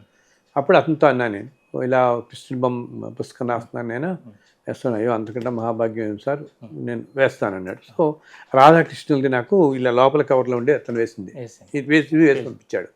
సరే అయిన తర్వాత ఇది పెడదాము అనుకున్నాను నేను. ఇలా ఉంటుండగా ఏమైందంటే ఇంకా రావడానికి వస్తుండగా మా అమ్మాయి రెండో అమ్మాయి ఆముక్త అమెరికాలో ఉంటుంది. దాంతో ఇలా మాట్లాడుతున్నాను, ఏదో ఇలా పుస్తకం అవుతుందంటే ఏం కవర్ చేస్తున్నారు ఏమిటంటే చెప్పాను, ఇలా ఈ పుస్తకం ఇవి పంపించాను. అప్పుడు వెంటనే అదండి, నాన్న ఇక్కడ అమెరికాలో ఒక ఆవిడ విష్ణుప్రభ గారు అని చెప్పున్నారు, చాలా బాగా వేస్తారు ఆవిడ కృష్ణుడి బొమ్మలు. అదేంటి తిరుప్పావై టైంలో అనమాట, ఆ 30 రోజులు కూడా ప్రతిరోజు ఒక పెయింటింగ్ వేస్తుంది ఆవిడ. ప్రతిరోజు ఆండాళ్ళు కృష్ణుడు రాధాకృష్ణుడు గురించి ఎంతో బాగా వేస్తుంది. మీకు కావాలంటే నేను ఒకసారి ఆవిడ నెలని కాంటాక్ట్ చేస్తాను అని. సరే అన్న, అంతకంటే అదృష్టం ఏంటంటే అప్పుడు చేయి చూద్దాం తప్పకుండా, ఆయన ఎవరి చేత వేయించుకుంటాడు, ఎవరికి ఎలా వద్దాం అనుకుంటాడో అలా అవుతాడు. ఆయన కాంటాక్ట్ చేయమన్నాను. చేయగానే ఆ నెంబర్స్ అన్నీ దొరికే తనకి నాకు ఫోన్ ఇచ్చింది. నేను అప్పుడు ఆవిడకి మాట్లాడా ఆ విష్ణుప్రభ గారితో. మాట్లాడి చెప్తే ఆవిడ ఇంకా ఎంత సంతోషపడిపోయిందోనండి. నాకు అంతకంటా భాగ్యం ఏముంటుంది సార్, నేను ఎన్నో వేస్తాను, నేను చక్కగా మీకు అవన్నీ పంపిస్తాను, ఒక 100 పంపిస్తాను మీకు, నేను వాటిలో మీరు ఏమైనా తీసుకోండి. అలా కాదు, మీకు ఏమన్నా కావాలన్నా దాని తగ్గట్టుగా నేను వేసి పెడతాను మీకు. ఏదైనా మీరు ఏంటి ఒక చాప్టర్ చెప్పి ఇలా కావాలనుకున్నా నేను వేసి పెడతాను. నిన్న లేదమ్మా నేను ఉన్నవి తీసుకుంటానులే, ఏదైనా చిన్న మార్పులు ఏమని చెప్తానని చెప్పి ఉన్నవి తీసుకొస్తే అలా ఆవిడ వేసిన చిత్రమే అనమాట ఇది. కవర్ పేజీకి ఎంత బాగున్నాడో, అండ్ వెనకాల చూసారు కదా ఇంకా ఎంత బాగున్నాడో కృష్ణుడు, ఎంత ముద్దుగా ఉంటాడో. పూర్తిగా అదే నెమలిపించాలి మధ్యలో ఎంత బాగున్నాడో. ఇలా వచ్చినప్పుడు ఇది కొంచెం మన వాళ్ళకి తెలిసిన వాళ్ళకి ఇవ్వటం మొదలుపెట్టాను నేను. ఇచ్చిన తర్వాత ఈ మధ్య ఒక 6 రోజుల క్రితం ఒకళ్ళు ఏం చెప్పారు, ఒక ఆవిడ రాత్రి ఇది చదువుకుని ఇట్లా పడుకున్నారు ఆవిడ, రాత్రి ఇంట్లో పిల్లవాడు తిరుగుతున్న శబ్దం వస్తుంది. ఆవిడ మొదట్లో కొంచెం భయపడింది, ఏంటి ఇలా శబ్దాలు వస్తున్నాయి, ఇవంతా చిన్న చిన్న మొబైల్ అవన్నీ తిరుగుతున్నట్టు అనమాట. ఈ పుస్తకం ఎవరైతే ఇచ్చారో వాళ్ళు అడిగింది, వాళ్ళు అడిగి చెప్తే వాళ్ళు చెప్పారు తల్లి, లేదు ఆయనైతే అసలు రాస్తున్నప్పుడే కృష్ణుడు తిరుగుతుండేవాడు అని. అవునా అని ఆశ్చర్యపోయిందిట. ఆవిడ ఏం చేస్తుందట, రోజు కార్నర్లో ఏంటంటే కొంతమంది కొంచెం ఉప్పు పెట్టుకుని ఉంటారు ఈ నెగిటివ్ ఎనర్జీ తీసేయడం కోసం. సో దాంట్లో చిన్న గిన్నెలో పెట్టుకుంటే ఏదో అనుకుంటా. సో ఆ పొద్దున పని అమ్మాయి అంతా ఊడుస్తుంటే అది అక్కడున్న ఉప్పు గిన్నె మొత్తం చెదిరిపోయింది అంతా, అంటే ఎవరో తన్నేసినట్టు అనమాట. పనమ్మాయి ఇలా ఊడ్చేస్తూ ఉంటే ఏంటి ఇలా ఊడుస్తూ ఉంటాను అంటే చెప్పింది, లేదమ్మా రోజులాగా అలా పెట్టలేదు, ఎవరో తన్నట్టు చెదిరిపోయింది ఇదని. అప్పుడు వీడు అసలు ఆశ్చర్యపోయింది, అమ్మో ఆయన వచ్చి రాత్రంతో తిరిగి వెళ్తున్నాడని. ఇటువంటివే 4 మెసేజ్లు ఉన్నాయి. ఏంటి, కృష్ణుడు కనపడ్డాడు, రాత్రి కల్లో కనపడ్డాడు, లేకపోతే ఇంట్లో పరిగెడుతున్నాడు.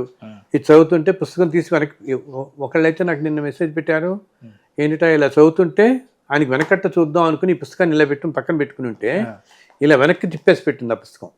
వీళ్ళు తీద్దాం అనుకునేప్పుడు వెనకాల ఉంది, ఎందుకంటే వెనకాల ఇంకా ముద్దుగా ఉంటాడు కదా వీడు, ఈ ముద్దు కృష్ణుడు చూసుకుందాం అనుకున్నట్టున్నాడు, ఆయన తీశాడు అనమాట. ఇప్పటికీ ఆ భగవంతుడు మనందరి మధ్య అలా తిరుగుతూనే ఉంటాడు కృష్ణుడు, అలా అన్ని లీలలు చూపిస్తున్నాడు ఆయన.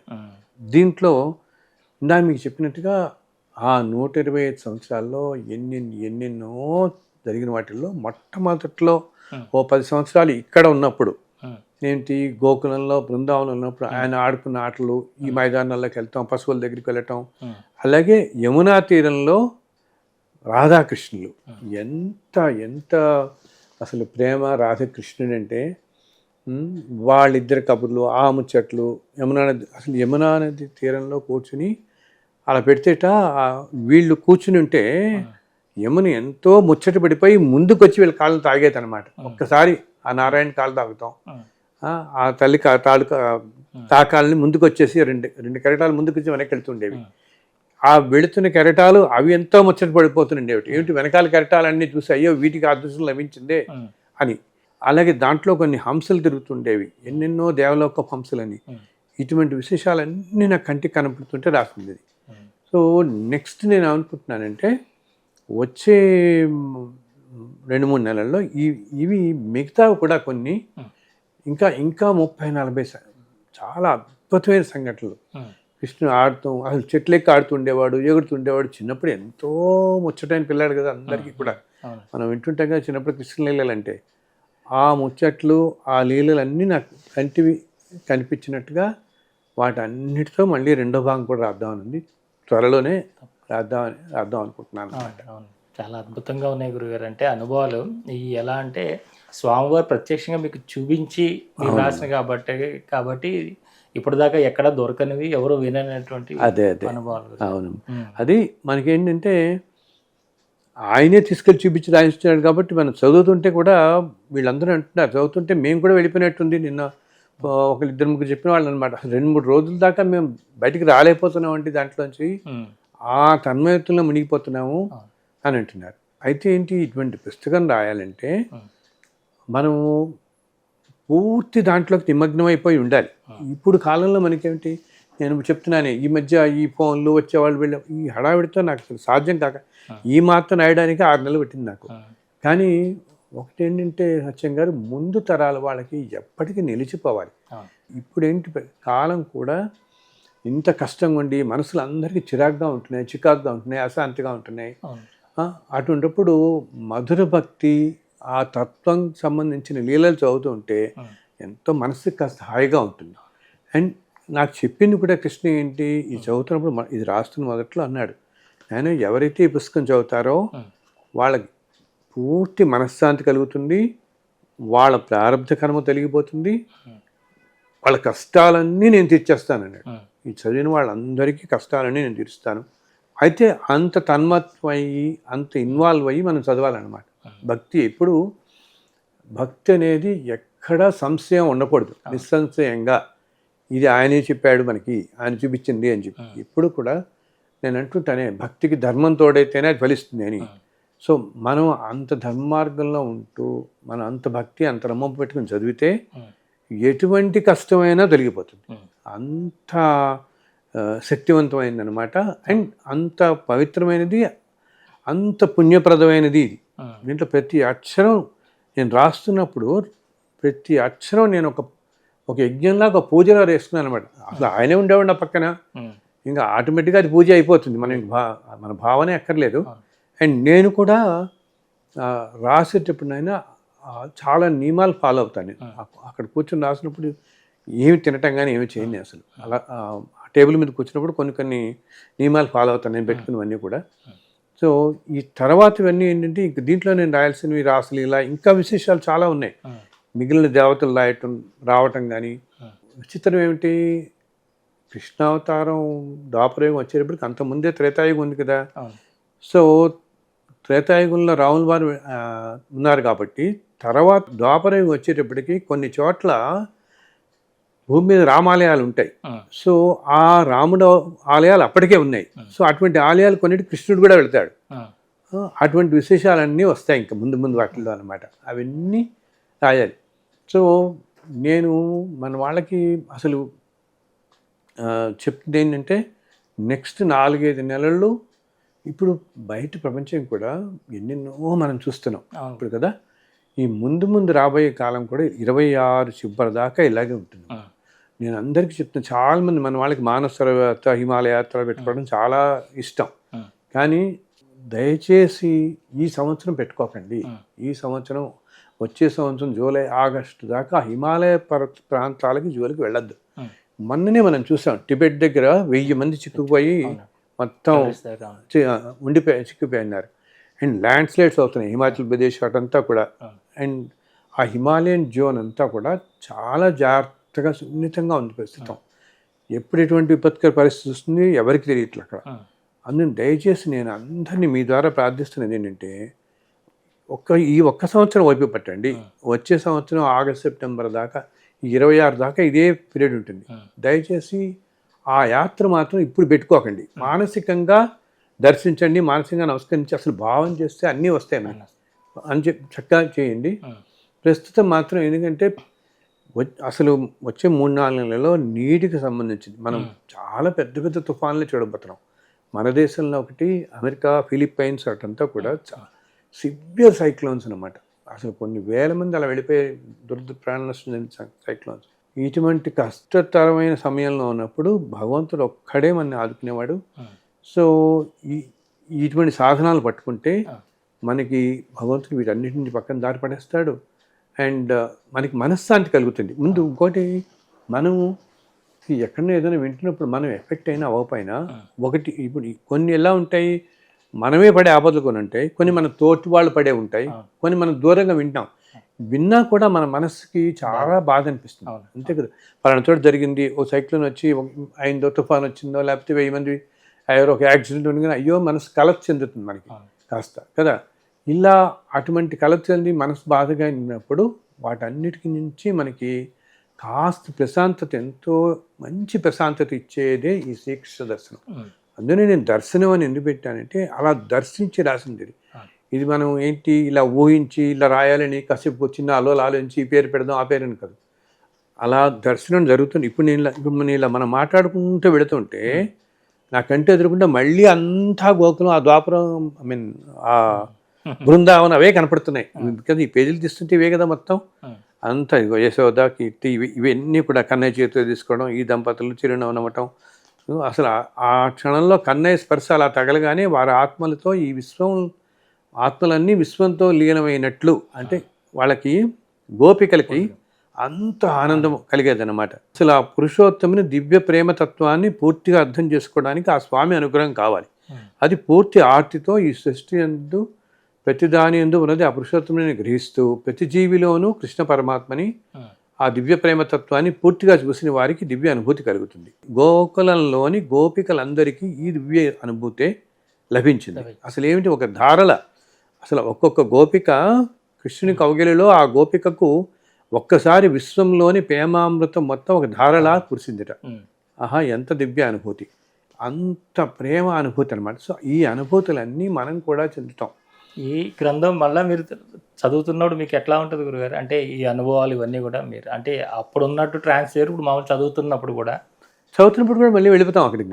వెళ్ళిపోవటము, ఇప్పుడు నేను చదువుతున్నాను అనుకోండి, అయ్యో దాన్ని ఇంకా కనపడుతున్నాయి దీంట్లో నేను రాయనివి ఇంకా అలా కనిపిస్తున్నాయి అన్నమాట. అయ్యో అవి కూడా రాసిందాల్సిందే అనిపిస్తుంది. ఇవన్నీ కూడా ఒక యజ్ఞంలో అన్నమాట. ఈ కాలానికి మనకి ఇవన్నీ రావాల్సి, ఇప్పుడు మనస్సుకి ప్రశాంతంగా ఉండడం కోసం. సో రెండోది, ఈ మిగతావి కూడా విశేషాలన్నీ కూడా త్వరలోనే ఒక యజ్ఞంలో తీసుకుని రాద్దామని చూస్తున్నాను. సో నేను మన వాళ్ళందరికీ నేను ఒక విన్నపం ఏం చేస్తున్నానంటే, ఆయన నెక్స్ట్ 4-5 నెలల పాటు దయచేసి నన్ను విపరీతంగా ఫోన్ చేసి విసిగించకండి. అసలు నేను ఈ వాట్సాప్ అన్నీ కూడా పక్కన పెట్టేద్దాం అనుకుంటాను. ఒక 4 నెలల పాటు ఏ వాట్సాప్, ఫోను అన్ని పక్కన పెట్టేస్తాను. ఓన్లీ మెయిల్ మాత్రమే నేను చూస్తాను. మీరు మెయిల్ పెట్టండి, పుస్తకాలు ఎవరికి కావాల్సిన వాళ్ళందరికీ మెయిల్ ద్వారా పంపిస్తూనే ఉంటాం. అయితే ఈ మధ్య విచిత్రంగా ఏమైందంటే, నేను అక్కడక్కడ వింటున్నాను, ఏమంటే తిరుపతిలో మీ పుస్తకాలు అమ్ముతున్నారు, ఇక్కడ వతకల్పం అమ్ముతున్నారు, వైజాగ్లో అమ్ముతున్నారు, విజయవాడ, ఎన్నో చోట్ల నేనేంటి అమ్ముతున్నారు. మనం ఏంటంటే బాబు, అసలు నేను ఎక్కడ జడ్జిమెంటల్గా ఉండకుండా ఎవరైనా మా ఊళ్ళో ఒక 500 పంచుకుంటామంటే వాళ్ళకి 500, 1000 అంటే 1000 అలా పంపించేస్తున్నాం. ఈ వతకల్పం పుస్తకాలు, వెంకటేశ్వర వతకల్పం, శుభదుర్గ, ఏదైనా నలుగురికి వెళుతుంది. బట్ ఈయనది కలికాలం, ఇవన్నీ మనం ఏం చేయలేము. ఇంకా మనకు అవన్నీ అనవసరం అనుకోండి. నలుగురికి వెళ్ళటం కావాలి, మన ద్వారా లోకానికి వచ్చే ఇచ్చాం అంతే, అలా నిలిచిపోతాయి అవన్నీ. కానీ ఇవేంటంటే ఇవి పెద్ద పుస్తకాలు కాబట్టి వీటికి ఏదో ఒక నామినల్ ప్రైస్ అని పెట్టి నేను ఒక ఫోన్ నెంబర్ ఇస్తాం మనం, దాంట్లో ఎవరు కావాల్సిన వాళ్ళు తెప్పించుకోవచ్చు. ఈ పుస్తకం చదువుకునే వాళ్ళందరికీ వాళ్ళు తెప్పించుకోవచ్చు. దీంతో పాటే నేను రాసిన ఇంతకుముందు వాటిల్లో వెంకటాద్రి వైభవం, భజే శ్రీనివాసం, కొంచెం పెద్ద పెద్ద పుస్తకాలు ఉంటే అవి కూడా ఒక నామినల్ ప్రైస్ పెట్టి పెడుతున్నాం. ఆ నెంబర్కి నేను ఫోన్ చేసి మెసేజ్ చేస్తే వాళ్ళు చెప్తారు, ఆ నామినల్ ప్రైస్తో మీరు తెప్పించుకోవచ్చు. వీళ్ళందరూ కావాల్సిన వాళ్ళందరూ. ఈ కృష్ణ దర్శనం కూడా మన వాళ్ళందరూ అలా తెప్పించుకుని చక్కగా చదవచ్చు అన్నమాట పూర్తిగా. మనం ఏంటంటే కృష్ణుడు అలా ఇప్పుడు చెప్తున్నాను కదా, రోజు నాకు అలా మెసేజ్, ప్రతి క్షణం ఆ మెసేజ్ వస్తుంది. ఇందాక ఇప్పుడు ఇలా నేను ఒకటి చదివి వినిపిస్తాను. జస్ట్ 10 నిమిషాల క్రితం మనం మాట్లాడుతున్నాం కదా, మాట్లాడుతుంటే ఒకళ్ళు పెట్టారు, గురుగారు నమస్కారం, నేను ఈ కృష్ణ దర్శనం ఇచ్చిన వాళ్ళు చదివిన తర్వాత ఒక్కొక్కళ్ళు ఒక్కొక్క రకంగా కృష్ణ దర్శనం అయింది మాకు అని చెప్తున్నారు. మా అపార్ట్మెంట్లో ఒక ఇంటర్మీడియట్ చదివే ఒక అమ్మాయి 4 అధ్యాయాలు చదువుకుని పడుకుంటే కృష్ణయ్య వచ్చి తన ముందు నిలబడి ఉన్నట్లు కనిపిస్తున్నాడు అని వాళ్ళ అమ్మ దగ్గరికి వెళ్ళి భయంగా చెప్పిందిట. చదువుకోగానే ఆ పిల్లకి 4 అధ్యాయాలు చదివిన తర్వాత ఈ పుస్తకంలో, మా అమ్మ భయంగా ఉంది, ఎదుర్కొంటా ఉంచున్నానంటే అప్పుడు వాళ్ళ అమ్మ అందిట, అమ్మ ఎందుకు తల్లి భయపడుతున్నావు, కృష్ణుడే అలా ముందుకు వస్తున్నాడు కదా, అసలు కృష్ణయ్యే చెప్పాడు, ఈ పుస్తకాన్ని ఎవరైతే పూర్తి భక్తి తత్పరులతో చదువుతారో వాళ్ళకి కన్నయ్యే సాక్షాత్కరించి రాయించాడు ఆ పుస్తకమే, అందుకని వాళ్ళకి నేనే దర్శనం ఇస్తానని చెప్పి అన్నాడు, అందుకని చెప్పి నీకు చక్కగా ఆయనే వచ్చి దర్శనం ఇచ్చాడు, నువ్వు భయపడక్కర్లేదు అని చెప్పింది. ఇట్లా చూడండి, అలా ఎన్నెన్నో అనమాట. ఇలా పెడుతూనే ఉన్నారు. వెంటనే చదవగానే ఇదిగోండి ఇన్ని అద్భుతాలు 4-5 పెట్టారు. ఇవన్నీ బృందావనం తీసుకెళ్ళి ఆ లీలన్నీ చూపించినట్టు మాకు అనిపిస్తోంది. 2 రోజుల దాకా మా కళ్ళలో బృందావనమే కనిపిస్తోంది ఒకటి. ఇన్ని అద్భుతాలు చూపించే కన్నయ్య పుస్తకం మేము చదివే భాగ్యం కలగటం మాకు ఎన్నో జన్మల పుణ్యఫలం అని చెప్పి పెడుతున్నారు. ఇట్లాగా అదేంటంటే ఇప్పటికీ కూడా అందరు దేవతలు మనతోనే ఉంటారండి. నేను చెప్తాను ఆ ప్లేన్ అట్లా ఉంటుందని. మనం ప్యూరిటీ ఆఫ్ థాట్ పెట్టుకుని ఉంటే వాళ్ళందరూ మనతో పాటు ఇట్లా ఉండి మనకి దర్శనం ఇస్తారు. భగవంతుడికి కావాల్సింది ఏంటంటేనండి స్వచ్ఛమైన నిర్మలమైన భక్తి అన్నమాట. అంతే, ఇంకా ఎటువంటి సంశయాలు లేకుండా మనం ధర్మ మార్గంలో వెళుతూ పూర్తి భారం ఆయన మీదే వేస్తే చక్కగా మన పక్కనే వచ్చి కూర్చుంటాడు. ఇంతకంటే నిదర్శనం ఏముంది? ఈ పుస్తకం ఆయన వచ్చి కూర్చుని చెప్పి ఆయన చెప్తే రాయించిన పుస్తకం ఇది. మనం ఇప్పుడు ఈ ఉపాధి ఈరోజు ఉంటుంది, రేపు ఉండదు. కాలం గర్భంలో ఏదైనా కలిసిపోవాల్సిందే కదా. కానీ ఇవన్నీ నిలిచిపోతాయి కదా. ఒక రామాయణ భారతాలు భాగవతాలు అన్నీ నిలిచిపోతాయి. ఎందుకు? తర్వాత తరాల వాళ్ళకు కూడా ఈ ఆనందాన్ని కలగజేయడానికి, ఈ ఆనందం కల్పించడానికి, ఈ కలి కష్టాల నుంచి, కలి మాయల నుంచి బయటపడేయడానికి ఇవన్నీ రకరకాల ఉపకరణాలుగా తోడ్పడతాయి అన్నమాట. ఎవరికి ఎలా వెళ్ళాలో అన్నీ అంటే వాళ్ళకి ఒక సాధనాలలాగా ఉపయోగపడి వాళ్ళు మనస్సు కాస్త మంచి మార్గంలో వెళ్ళి సంతోషంగా ఆనందంగా వాళ్ళ జీవితాలు గడపడానికి ఉపయోగపడతాయి. ఎన్నో రకాల యజ్ఞాలు యాగాలు చేసి ఎన్నో సంవత్సరాలు పూజలు చేసి వ్రతాలు చేసినా కలిగిన దర్శనాలు ఈ ఒక్క గ్రంథంతో మనస్ఫూర్తిగా పూర్తి శరణాగతితో దీని మీద ఎలాంటి అనుమానం లేకుండా లాజికల్ బ్రెయిన్ పక్కన పెట్టి చదివితే కనుక వాళ్ళు పొందుతున్నారండి. అవునండి, చాలా చాలా మనం ఎటువంటి సంశయాలు పెట్టుకుని చదివితే చక్కగా ఈ చదివిన వాళ్ళందరికీ ఆయన దర్శనం ఇస్తున్నాడు. చెప్పిన కొద్దీ పక్కన పరిగెట్టి కనిపిస్తున్నాడు. ఇది నిజంగా మొన్నెవరో నాతో అన్నారు, మీరు రాసిన పుస్తకాలన్నీ ఒకెత్తండి, ఈ ఒక్క పుస్తకం ఒకెత్తు. అలా కృష్ణుడు అలా వచ్చి కూర్చుంటున్నాడు రాసిన చదువుతున్న వాళ్ళకి. ఇంకా ఎన్నో అవి చెప్తున్నాను నాకు ప్రతిరోజు అన్నమాట. అలా కనపడుతున్నాడు, ఆయన తిరుగుతున్నాడు, ఆయన శబ్దం వినిపిస్తుంది మాకు. మన ఒకళ్ళ ఇంట్లో అయితే వాళ్ళ పక్కన పడుకుని ఉంటే వాళ్ళ పక్కనే నెమలిపించం వచ్చి కూర్చుంది ఉంది. అసలు ఎక్కడా లేనిది ఎక్కడో ఇంటర్నల్ లోపల అపార్ట్మెంట్లో ఉండేది. ఆయన ఈ పుస్తకం చదివి అలా పక్కన పెడితే దాని పక్కనే నెమలిపించం ఉంది. మళ్ళీ ఆవిడ లేచేటప్పటికి ఆయన వచ్చి అక్కడ తిరిగాడు. అంత ప్రీతికరం అనమాట కృష్ణయ్యకి. అందుకనే కవర్ కూడా ఆయనే వేయించుకున్నాడు. ఆయన వేయించుకుందే ఆయన, లేకపోతే ఆవిడ ఎక్కడెక్కడో అమెరికాలో ఉన్నటువంటి మనకి ఆ టైంకి తెలవటం, రాయటం, చేయటం ఇవన్నీ కూడా ఇట్లా అనమాట. అయితే ఒకటి ఏంటంటే సత్యంగా నేను చెప్పదలుచుకుంది, ఇన్ని చేస్తున్నాం ఇదంతా అంటే ఇన్ని సంవత్సరాలుగా ఒక యజ్ఞంలా చేసుకుంటూ వస్తున్నాను నేను. 2001 నుంచి ఏదైనా ఒక సఫలీకృతం అవ్వాలంటే దానికి మనం ముందర పూర్వజన్మ సుకృతం కావాలి, భగవంతుడి అనుగ్రహం కావాలి, పెద్దల అనుగ్రహం కావాలి, ఎందరో సహాయం కావాలి. అది కూడా ఏంటి, మనం సంకల్పంగా నేను అందరికీ చెప్తాను, మన సంకల్పం గట్టిగా ఉన్నప్పుడు అందరినీ ఆయన పంపిస్తాడు. ప్రతి ఏర్పాటు అన్నీ చూసుకుంటాడు ఆయన. అన్ని ఏర్పాట్లు ఆయన చేస్తాడు. లేకపోతే ఇప్పుడు ఈ వయసులో ఇలా కూడా నేను ఇన్ని చేస్తూ పొద్దునుంచి రాత్రి దాకా ఎలా మాట్లాడుతున్నాను, ఎలా చేస్తున్నాను, ఆ భగవంతుడు ఇస్తున్న శక్తి. కాకపోతే పొద్దున్న 6 నుంచి రాత్రి 12 గంటల దాకా ఫోన్లు మాట్లాడటం, వచ్చేవాళ్ళు వెళ్ళేవాళ్ళు ఇవన్నీ చేస్తుంటాం కదా. ఇంత యజ్ఞంలో చేస్తున్నప్పుడు అన్నిటికీ శక్తికి ఆయనే నలుగురిని పంపిస్తాడు, నలుగురిని చేస్తాడు. అలా ఇప్పుడు ప్రింటింగ్ చేస్తున్న వాళ్ళు కానీ ఇప్పుడు 2005 నుంచి నేను చెప్పాను 32 పుస్తకాలు రాస్తూ వెంకటేశ్వర కల్పమే మొదట్లోనేమో మనం ప్రతి 3-4 నెలలకి 10,000 ప్రింట్ చేస్తుండేవాడిని. అండ్ ఆ రోజుల్లో నేను కొన్ని ఇంటర్వ్యూస్లో చెప్పాను కదా, మొదటి రోజుల్లో నేను ఒక్కోసారి రెంట్ కట్టుకోవడం కూడా నాకు కష్టంగా ఉండేది. అంతటి కష్ట పరిస్థితుల్లో కూడా ఈ పుస్తకాలు మాత్రం ఎక్కడ ఆగేవి కదా. ఆయన ఏదో ఎవరో ఒకరు సాయం చేసేవాడు. మేము చేస్తామండి కొంచెం ప్రింటింగ్, ఈసారి మేము చేస్తామండి, మేము కూడా సాయం చేస్తామండి, ఎవరో ఒకరిని ఆయన పంపించడం. అండ్ కొంతమంది ఏమో ఇవన్నీ ప్యాకింగ్ చేయడం. ఇప్పుడు మనం రాస్తున్న తర్వాత నలుగురికి చేరేలాగా, అందరికి చేరాలి కదా, చేరేలాగా కొంతమంది సాయం చేయటం. మేము 4 ఊళ్ళలో 4 చోట్ల పంచుతామండి అంటూ. సో ఇలా చేసుకుంటూ ఈ 20 ఏళ్ళుగా ఒక యజ్ఞంలా చేసుకుంటూ వెళ్ళాను. ఈ యజ్ఞంలో ఏంటంటే ఎంతోమంది నాకు చాలా సహాయం చేశారు. ఏంటి ఆ టైంకి వాళ్ళందరినీ ఆయనే పంపించాడు. దీంట్లో ప్రతి వాళ్ళకి వాళ్ళనే వెనక్కి పంపించారు. కొంతమంది అయితే అసలు సత్యం గారు ఆ టైంకి వాళ్ళు వచ్చారా, అది చేస్తారు, వెళ్ళిపోతారు, మళ్ళీ తెలియదు, ఇంకా మళ్ళీ కనపడ్డ వాళ్ళు. నేను వెంకటేశ్వర కల్పన రాసినప్పుడు అట్లాగే ఫస్ట్ నేను రాస్తున్న రోజుల్లోనే సురేష్ గారిని ఒక ఆయన ఎగిరొచ్చారు. ఆయన నేను రాస్తున్నాను, ఆయన ఏదో లోగో కోసం వచ్చాడు అనమాట. చేస్తుంటే ఏంటంటే ఏదో పుస్తకం రాస్తున్నారా అని అడిగాడు. అంటే నేను వెంకటేశ్వర వ్రతకల్పం అని ఒకటి రాస్తున్నానండి అన్నాను. అంటే ఓ అవునండి అని చెప్పి, మీరు ఏమనుకోకపోతే నాకు వెంకటేశ్వర అంటే చాలా ప్రాణం, ఫస్ట్ ప్రింటింగ్ మీరు చెప్పండి నేనే ఇస్తానన్నాడు. అప్పుడు ఎంత, నాకు ₹5 పుస్తకం ఉందన్నమాట. ఎంత అవుతుందండి అన్న. అంటే నేను అప్పటికే అవుతుంది ప్రింటింగ్, ఇంకా ప్రింటింగ్ వెళ్ళాలి ఇంకా బుక్ జస్ట్. నేను జనరల్లీ ఒక 5000 కాపీస్ ప్రింట్ చేస్తానండి నేను అని అన్నాడు. అనేటప్పటికి అవునండి మీరు అయిపోగానే చెప్పండి నాకు, నేను మీకు 5000 కాపీస్కి 25,000 నేను మీకు పంపిస్తాను, ఇది ఎప్పుడు 2005లో పంపిస్తానండి అన్నాడు. అని ఓకే సరే అని చెప్పి వెళ్ళిపోయాడు.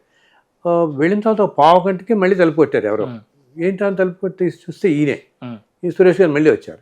ఏంటంటే మళ్ళీ వచ్చారు, ఏంటి ఏమన్నా మర్చిపోయారా మీ ఫోన్ కానీ ఏదైనా అంటే, లేదండి నేను మీకు ఇస్తానన్నాను కదా, ఆ రోజుకి నేను ఎక్కడ ఉంటానో మీరు అడగడానికి మీరు మాట పడవచ్చు, నేను దొరకపోవచ్చు మీకు, ఏంటి ఇప్పుడు రాయటం అయిపోయి ప్రింటింగ్ టైంకి నేను మీకే ఇప్పుడే నేను మీకు చెక్ రాసి ఇచ్చేస్తాను, నా కార్లోని చెక్ బుక్ ఉంది తీసుకుని వచ్చానండి అని నా ఎదురుకుండా కూర్చొని 25,000 చెక్ రాసి ఇచ్చేసి వెళ్ళాడండి అని అన్నాడు. మీరు ఎప్పుడన్నా నాకు కలుస్తూ ఉండండి అన్నాడు. అటువంటిది మళ్ళీ ఈ రోజుకి నేను కలవలేదు. అలా ఎన్నో రకాలు ఎంతో చూశానమ్మా ఇన్ని సంవత్సరాల్లో. సో ఇలా కొంతమంది నేను ఊరికే జస్ట్ తలుచుకుందాం అనుకున్నాను వీళ్ళందరినీ. అంటే ఈ గ్రంథాలకి అంతా కాంట్రిబ్యూషన్ చేసిన వాళ్ళండి, ప్రింటింగ్ అనే కాదు అన్ని విధాలుగా. ఇప్పుడు అది చెప్తాను కదా, ప్రింటింగ్ ఫైనాన్షియల్గా కొంతమంది చేస్తున్న వాళ్ళైతే, కొంతమంది నలుగురికి చేరేస్తున్న వాళ్ళు ఏంటి ఊళ్ళోకి వెళ్ళటం. కొంతమంది ఊళ్ళల్లో ఇప్పుడు విజయవాడలో ఒక ఆయన ఉంటాడు గాంధీబాబు అని, ఒక ఎప్పుడో 10-15 ఏళ్ళ క్రితం పరిచయం వెళ్ళిన ఇలాగ పుస్తకాలు వెళ్ళేవాళ్ళకి అతనికి. ఆయన ఎంతో మంది తీసుకెళ్ళటం. నేను ప్రతి 3-4 నెలలకి అతనికి ఒక 300-400 పంపిస్తుండేవాడిని. పంపిస్తుంటే ఆయన దగ్గర ఇప్పుడు పెట్టుకోవటం, ఎక్కడికైనా వెళ్ళినా ఇది చదవండమ్మా. ఇప్పుడు ఇలా చేరటం వల్ల ఇంతమంది జీవితాలు బాగుపడుతున్నాయి, తేలికగా ఉంది. ఇది కూడా భగవంతుడు అనుగ్రహమే కదా, లేకపోతే ఎందుకు చేస్తారు? వాళ్ళందరూ మనసులో ప్రైవేట్ పోతే వాళ్ళు చేయరు కదా, ఎవరి హడావిడి వాళ్ళకు ఉంటూనే ఉంటాయి. సో ఆయన ఏంటంటే ఇన్ని సంవత్సరాలుగా కొన్ని వేల మందికి ఇచ్చాడు ఆయన. ఎప్పుడు ఆయన ఎక్కడికి వెళ్ళినా ఆయన బ్యాగ్లో 50 పుస్తకాలు పెట్టుకుంటాడు. అలాగే ఇంకొక ఆయన ఇక్కడ మనకి వనస్థలపురం దగ్గర ఒక ఆయన సోమయాజులు గారు ఉంటారు, ఆయన అంతే ఎప్పుడు ఆయనతో పాటు 50 పుస్తకాలు పెట్టుకుంటారు. మళ్ళీ కాకినాడ దగ్గర మొట్టమొదటి రోజుల్లో, ఇప్పుడంటే మనకేంటి ఇన్ని వెబ్సైట్లు వచ్చేసాయి, వాట్సాప్లో వచ్చేసాయి, ఇన్ని వచ్చేసాయి ఇవన్నీ. బట్ 2005లో నేను రేసిన రోజుల్లో ఇంత ఈ స్మార్ట్ ఫోన్లు ఇవి ఇంత స్ప్రెడ్ అవ్వటం లేదు కదా, ఇంత ఏంటి కమ్యూనికేషన్ క్షణాలు వెళ్ళిపోవటం అనేది. కాకినాడలో ఒక ఆయన సత్యనారాయణమూర్తి గారిని ఒక పోస్ట్ మాస్టర్ గారు, ఆయనకి ఎంత ప్రాణమో. ఆయన అప్పుడప్పుడు 200 పుస్తకాలు పంపిస్తుండేవాడిని. చిలుకూరు సత్యనారాయణమూర్తి గారు ఉండేది ఆయన పేరు, పంపుతుండేవాడిని. నేను 5-6 సంవత్సరాలు ఆయన చూడలేదు. అప్పుడప్పుడు 200-300 పంపించేవాడిని. అన్ని చోట్ల వెళ్ళేవాడు. నాకు ఆయన ఇల్లు ఎప్పుడు బాలా త్రిపుర సుందరి గుడి వెనకాల అని చెప్పేవాడు. నేను ఏదో ట్రావెల్ పంపించేవాడిని, ఆయన తెచ్చుకునేవాడు, పంపిస్తుండేవాడు అనమాట. నలుగురికి ఇస్తుండేవారు. ఇలా ఎన్నో ఊళ్ళలో. అలాగే నా దగ్గరికి ఆ రోజుల్లో వైబిఎస్ మూర్తి అని ఒక ఆయన వచ్చేవాడు. అమ్మా ఆయన మొదటి 3-4 సంవత్సరాలు ఎప్పుడైనా గురుగారు ఎప్పుడైనా ప్రింట్ చేయాలో చెప్పండి, నేనేమైనా సాయం చేస్తాను వాడు ప్రింటింగ్కి అనమాట. అలా ఎంతో చేస్తారు. మళ్ళీ ఈ మధ్యకాలం చాలా రోజులైంది కలిసి. అలాగే ఇంకొక ఆయన ఎల్లాపురం రమణమూర్తి గారని, శ్రీనివాస్ అని 2 బ్రదర్స్ వచ్చేవాళ్ళు. వాళ్ళేమో ఎంతో అభిమానంగా రోజు రమణమూర్తి గారు రోజు మా ఇంటికి వచ్చి రావటం, ఈ బుక్స్ అన్ని ప్యాక్ చేయటం. మాకు ఆ రోజు ఎలా ఉండేది, పేపర్లో వేసేవాళ్ళు దీని గురించి. కొత్త బుక్ రాగానే వస్తుంది కదా పేపర్లో. ఇప్పుడంటే వాట్సాప్లో ఏమైనా వచ్చి, కానీ ఆ రోజుల్లో గ్రంథ సమీక్ష, పుస్తక సమీక్షలే, అలాగే కదా నలుగురికి తెలిసేది. సో అలా వేసినప్పుడు అది చెప్తానే భగవంతుడు లీల అనేది ఎలా ఉంటుందంటే, వీటిలో ఉండే జర్నలిస్టులు అందరూ కూడా చక్కగా వెంటనే వేసేవాళ్ళు మన పుస్తకాలు. ఎస్పెషల్లీ ఆ రోజుల్లో ఆంధ్రజ్యోతిలో రామచంద్రమూర్తి గారని ఎడిటర్ ఉండేవారు. ఆయనకి ఎంతో అభిమానం నేనంటే. ఆయన అంతకుముందులో వార్తలో ఉన్నారు, ఆంధ్రజ్యోతి, తర్వాత సాక్షికి వెళ్ళారు, హెచ్ఎం టీవీలో ఉన్నారు, తర్వాత సాక్షికి వెళ్ళారు, వీటిలన్నింటిలో. ఆయన ఆంధ్రజ్యోతిలో మొట్టమొదట అనమాట. అంటే 2005లో నేను మొదటిసారి రాగానే ఆంధ్రజ్యోతిలో ఆయనే రాసి వేశారు. ఎలా రాశారంటే అమ్మ వాళ్ళు, ఇవన్నీ భగవంతుని లీల అనుకో. ఒక్కోసారి ఎలా ఉంటుంది సార్, వీళ్ళ పుస్తకాలు కొన్ని 100 వస్తాయి ఈ సమీక్షలకి. అవి కొన్నప్పుడు నెలల తరబడి ఉండిపోతాయి, ఏదో 2 లైన్లు రాస్తారు. ఈ పుస్తకానికి రాసిన దానికి ఆ రోజులో మన ఫుల్ అడ్రస్ కూడా ఇచ్చారు, దాంట్లో కాపీలకి ఇలా రాయించి ఉచితం అని చెప్పేసి. సో ప్రతిరోజు నాకు 400 పోస్టల్ కార్డ్స్ వచ్చేవి. పోస్ట్ కార్డ్స్ 400 ఆ పోస్ట్ మ్యాన్ తీసుకొచ్చేవాడు. 400 వస్తే మేము ఆదివారం మా అన్నదమ్ములందరం ఇక్కడికి వచ్చి ప్యాక్ చేసి పంపిస్తుండేవాళ్ళం. ఆ రోజుల్లో మొట్టమొదటి రోజులు పోస్ట్ కార్డులే, ఇప్పుడంటే ఈ వాట్సాప్లో వచ్చాయి. ఇలా ముందు ఏంటంటే అసలు ఫస్ట్ వీళ్ళందరినీ రుక్మిణి ఉంది, తను ఎంతో చేస్తాను అందరికీ వచ్చిన వాళ్ళందరినీ చూస్తూ ఇన్నేళ్ళుగా. ఇప్పుడు పుస్తకాలు ప్యాకింగ్ వాళ్ళు తీసుకెళ్ళడానికి వచ్చేవాళ్ళు, మాట్లాడడానికి సలహాలకి అర్ధరాత్రి ఎప్పుడు పడితే వస్తారుగా, వాళ్ళందరూ మంచి చెడు చూస్తూ అంత ఓపిక. ఇప్పుడు మేము 5 అన్నదమ్ములము, మా అన్నదమ్ములందరూ ఎంతో సహాయం చేస్తున్నారు వాటిల్లో. ఏంటి ఎవరికి నలుగురికి ఇవ్వటం, తీసుకెళ్ళటం, ఎన్నో విధాలుగా ఇట్లాగనమాట. తనైతే అసలు అలా నిలబడి చేస్తుంది, అందరికీ చేయటం ఇవ్వటం అనమాట. పిల్లలు కూడా, పిల్లలు ఇప్పుడు ఇదే యజ్ఞంలో పడి కొట్టుకుపోతూ నేను వీళ్ళతో పాటు ఓ సినిమాకని మామూలు మన లౌకికమైనవన్నీ ఉంటాయి కదా, ఇవన్నీ పక్కన పెట్టేటివి కదా. ఇవన్నీ అసలు ఎప్పుడు ఒక్కరోజు లేకుండా. ఇంకా ఇప్పుడు ఆముక్తి అయితే అమెరికాలో ఉంటుంది, అది అంటుంటుంది, అయ్యో నేను దూరంగా ఉండిపోయిన ఏమి చేయలేకపోయినట్టు. పెద్ద అమ్మాయి ఉంటుంది ఇక్కడ, ఆనంది, అది కానీ అర్పిత అంటూ, అది ఇక్కడ ఆదిత్య, వీళ్ళు విద్య, వీళ్ళందరూ ఉంటారు. ఎంతోమందికి వీళ్ళందరూ చేస్తూ నలుగురికి తీసుకెళ్తున్నారు అనమాట. ఇంత యజ్ఞం ఇంత ఎత్తున వెళ్ళాలంటే ఎంతమంది మనకి కావాల్సి వస్తుంది. ఆ రోజుల్లో మనం అంటున్నాం చూడు, రాముల వారికి అందరూ సైన్యం కింద వచ్చారని వాళ్ళందరూ ప్రతి వాళ్ళు సాయం చేశారు కదా వచ్చి. అట్లా అన్నట్టు చాలా విచిత్రం ఏంటంటే ఈ వచ్చిన వాళ్ళందరూ కూడా ఆ కార్యానికి అలా వచ్చినట్టు మళ్ళీ ఆ యజ్ఞంలో వెళ్ళిపోతారు. ఒకళ్ళేమో ప్రింటింగ్, ఒకళ్ళేమో ఊళ్ళకి ఇవ్వటం. ఒకసారి నాకు ఇప్పుడు భీమవరం నుంచి ఒక ఆయన ఫోన్ చేశాడమ్మా, నాకు పేరు గుర్తులేదు. అతను ఏమన్నాడు తెలుసా, వెంకటేశ్వర కల్పం నన్ను ఎంత ప్రభావితం చేసిందంటేనండి, ఒకరోజు ఆయన్ని రాత్రి కలలో స్వామివారి కనపడి చెప్పారు, నాయన నువ్వు ఇది 1008 ఇళ్లలో నువ్వే చేయించని. సో అప్పటి నుంచి అలా చేస్తున్నట్టు ఆయన. సో ఆయన అప్పటికే నాకు ఫోన్ చేసేటప్పటికే 200-300 ఇళ్లలో చేయించాడు. ఏమంటే ఎవరు అడిగినా నేను వెళ్ళి చేయిస్తానండి, ఈ వ్రతం చేయించి వస్తానండి అని చెప్తుంటాడు. అలా ఎంతోమంది, మోహన్ గారిని ఆయన ఒకళ్ళు. ఇప్పుడు ప్రింటింగ్ మండవత్లో అంతా జగదీశ్ని ప్రింట్ చేసేవాడు. ఆ తర్వాత అతను విమల్ ప్రింటర్ సత్యనారాయణ గారని తెలుసు కదా, ఇప్పుడంతా ఆయనే ప్రింట్ చేస్తున్నాడు. ఆయన అసలు ఎంత ఓపిక్గా చేస్తున్నారంటే 70 ఏళ్ళు ఆయనకి. అయినా మన పుస్తకం, ఆయన పెద్ద ప్రెస్ కాదు, 2 షట్టర్స్, కానీ ఎంతో ఓపిక్గా ₹1 ఇప్పటికీ మన వతకల్పం పుస్తకం ₹10 ప్రింట్ అసలు ₹10 ఏమొస్తుంది సత్యం, అవునా? ₹1 వేసుకోవాలి. అప్పటికి నేను ఒక 7-8 సంవత్సరాల దాకా ఎట్లా ఉండేది, ఇలా ప్రింట్ అవుతుంటే ముందుకి వెనక్కి అయినప్పుడు నాకు వీలు ఉండేది కాదు ఇవ్వడానికి. ఆయన అసలు సార్ మీరు ఎక్కడికి వెళ్తారు సార్ అంటే 10,000 ప్రింట్ చేసి ఇచ్చేవాడు. ఆయన అనేవాడు అనమాట, నాకు అదృష్టం భగవంతుడు ఇవ్వటం కూడా అంత ఇవన్నీ చేయగలుగుతున్నానండి. అలా ఈ 32 పుస్తకాలు కంటిన్యూస్గా ఆయనే ప్రింట్ చేస్తున్నారు, కంటిన్యూస్గా. ఇప్పుడేంటి, వెంకటేశ్వర కల్పం గత 2 సంవత్సరాలుగా ప్రతి నెల 10,000. సో ఆయన నన్ను ఫోన్ చేసి అడుగుతున్నారు, ప్రింట్ చేసేద్దాం సార్ అంటున్నారు. ఇంకా మన పుస్తకాలే ప్రింటింగ్గా పెట్టినారు. ఇప్పుడు ఈ 20 ఏళ్లలో వాళ్ళ పిల్లల పైకి వచ్చారు. వాళ్ళ పిల్లలు అంటుంటారట, ఎందుకు నాన్న ఇంకా మానేచ్చు కదా, హాయిగా రిలాక్స్ అవ్వచ్చు కదా. ఆయన ఇంటట్ లేదు ఇది నేను యజ్ఞంలా చేస్తున్నాను గురువుగారికి, మనం ఈరోజు బాగున్నాం అందరం ఇది అని చెప్పి. అలాగే నాగార్జున హై స్కూల్ అని ఉండే ఎస్ఆర్ నగర్లో ఉండేది. దాంట్లో జగన్మోహన్ రెడ్డి గారిని ఉండేవారు డైరెక్టరు, వాళ్ళు ఎంతోమందికి వాళ్ళు ఇచ్చేవాళ్ళు. సూర్యకుమార్ గారు ఉండేవారు, వాళ్ళు ఎంతోమందికి ఇచ్చేవాళ్ళు. అలాగే యుఎస్లో సర్వాణి అని ఉంటుంది, ఆ అమ్మాయి ఏమో ఈ అడ్రస్లు అన్నీ తీసుకుని, ఇప్పుడు మనకి ఇన్ని మెయిల్స్ వస్తున్నాయి, పుస్తకాలు అన్నీ. ఇప్పుడు రోజు నాకేమవుతుంది, వచ్చే వాళ్ళతో మాట్లాడటం చేయటం ఇవన్నీ సరిపోతున్నాయి. సో ఈ మెయిల్స్ అన్నీ చక్కగా అడ్రస్ లిస్ట్లా చేసుకుని ఆ సర్వాణి పంపిస్తూ ఉంటుంది. అలాగే ప్రశాంతి అని ఉంటుంది అక్కడ, ఆ అమ్మాయి పంపిస్తుంటుంది.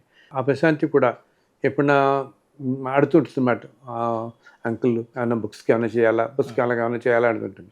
అండ్ వీళ్ళందరూ ఉంటే వాళ్ళ జీవితాల్లో ఎంతో ప్రశాంతత, ఎంతో మార్పు చూసిన వాళ్ళు వీళ్ళందరూ. అలాగే ఈ పేజ్ బుక్స్ అన్నీ నాకు శివరామన్ ఒకతను డిజైన్ చేసేవాడు.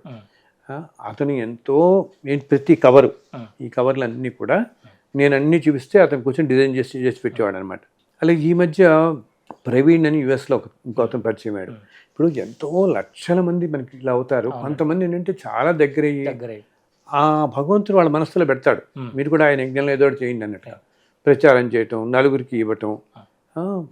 అతను ప్రవీణ్ కూడా ఎంతో మందికి ఇస్తున్నాడు. అతను మన ముస్తాబాద్ టెంపుల్కి వెళ్ళిన రోజు, ఆ రోజు అక్కడే ఉన్నాడు, ఆ పక్కనే వాళ్ళ ఊరు, అందుకని అక్కడికి వచ్చాడు. ఆ రోజు తను కూడా వచ్చాడు అనమాట. అలాగే శ్రీకాకుళంలో ఈ మధ్య మహంత్ శ్రీనివాస్ అని అతనేంటి, అతనికి ఒక చిన్న ఆయుర్వేద మందుల షాప్ ఉంది. అతను కాలినడక తిరుమల ఎక్కడం చాలా ప్రాణం అతనికి. ఈ 2-3 సంవత్సరాలలోనే ఇప్పుడు ఒక 4-5 ఏళ్ళ నుంచి మొదలుపెట్టాడు ఎక్కడం. ఇప్పటికీ ఒక 250 సార్లు పైగా నడిచెక్కాడు. ఏంటి అది కూడా ఒక 3-4 రోజులు సత్యం అక్కడే ఉండిపోతాడు తిరుపతిలో ఉండి, ప్రతిరోజు ఎక్కడం దిగటం 4 days కంటిన్యూస్లీ. అండ్ ఒక్కోసారి ఏంటంటే ఒకే రోజులో 2 సార్లు నడిచెక్కి దిగేవాడు. నడిచెక్కి బస్సులో దిగి మళ్ళీ నడిచెక్కడం. రోజుకి 2 సార్లు ఎక్కిన రోజులు ఉన్నాయి, రోజుకి 3 సార్లు ఎక్కిన రోజులు ఉన్నాయి అట్లా. సో అతనికి ఎలాగో నా గురించి తెలిసి నాకు ఫోన్ చేసి అడిగాడు, గురుగారు ఇలా వెళ్తుంటానంటే నేను అన్నాను అందుకని అదృష్టం నేను పంపిస్తాను. అతనికి అప్పుడప్పుడు ఈ కాలినడక మీద అమ్మొత్తు సోపానం అని ఉంది, ఆ బుక్ పంపిస్తున్నాను, ఒక 1000 కాపీలు, పథకల్పం 1000 పంపిస్తున్నాను. అతను ఈ నడిచెక్కేవాడు దారిలో అందరికి ఇస్తున్నాడు. ఈ మధ్య అతను ఏం చేశాడు, ఒక గ్రూప్లా పెట్టి ఈ మధ్య 700 మందిని తీసుకెళ్ళాడు. 700 మంది కింద కలుసుకుని వాళ్ళు ఏంటి ఓన్లీ ఈ వాట్సాప్ ద్వారా కలుసుకొని అందరూ కలిపి 700 మంది గోవిందనామం భజన చేసుకుంటూ కొండెక్కారు. వాళ్ళందరికీ వర్తకల్పం ఇస్తున్నాడు. సో అతను ఎక్కడ మనం ఎక్కడ ఉన్నవాళ్ళం, ఇలా ఒక్కొక్కళ్ళు అనమాట. అలాగే ఆస్ట్రేలియాలో ఒక 10 ఏళ్ళ క్రితం ప్రసాద్ అని చెప్పి ఇలా ఎక్కడ చూసాడు ఇంటర్నెట్లో, అతను అప్పుడప్పుడు ఏంటి ఒక 500 బుక్స్ తెప్పించుకోవడం, సిడ్నీ మెల్బర్న్ అని చోట్ల పంచడం. అలా అతను కనీసం ఒక 30-40 వేలు ఇప్పటికి పెంచాడమ్మా. అండ్ అతను ఇలా పరిచయం తర్వాత 7-8 ఏళ్ళు అతను నేను చూడకూడలేదు. కానీ గురుగారు మీ పుస్తకాలు అందరికీ ప్రాణం అండి, ఇక్కడ పంపించండి, నేను ఇస్తాను, పంపించండి.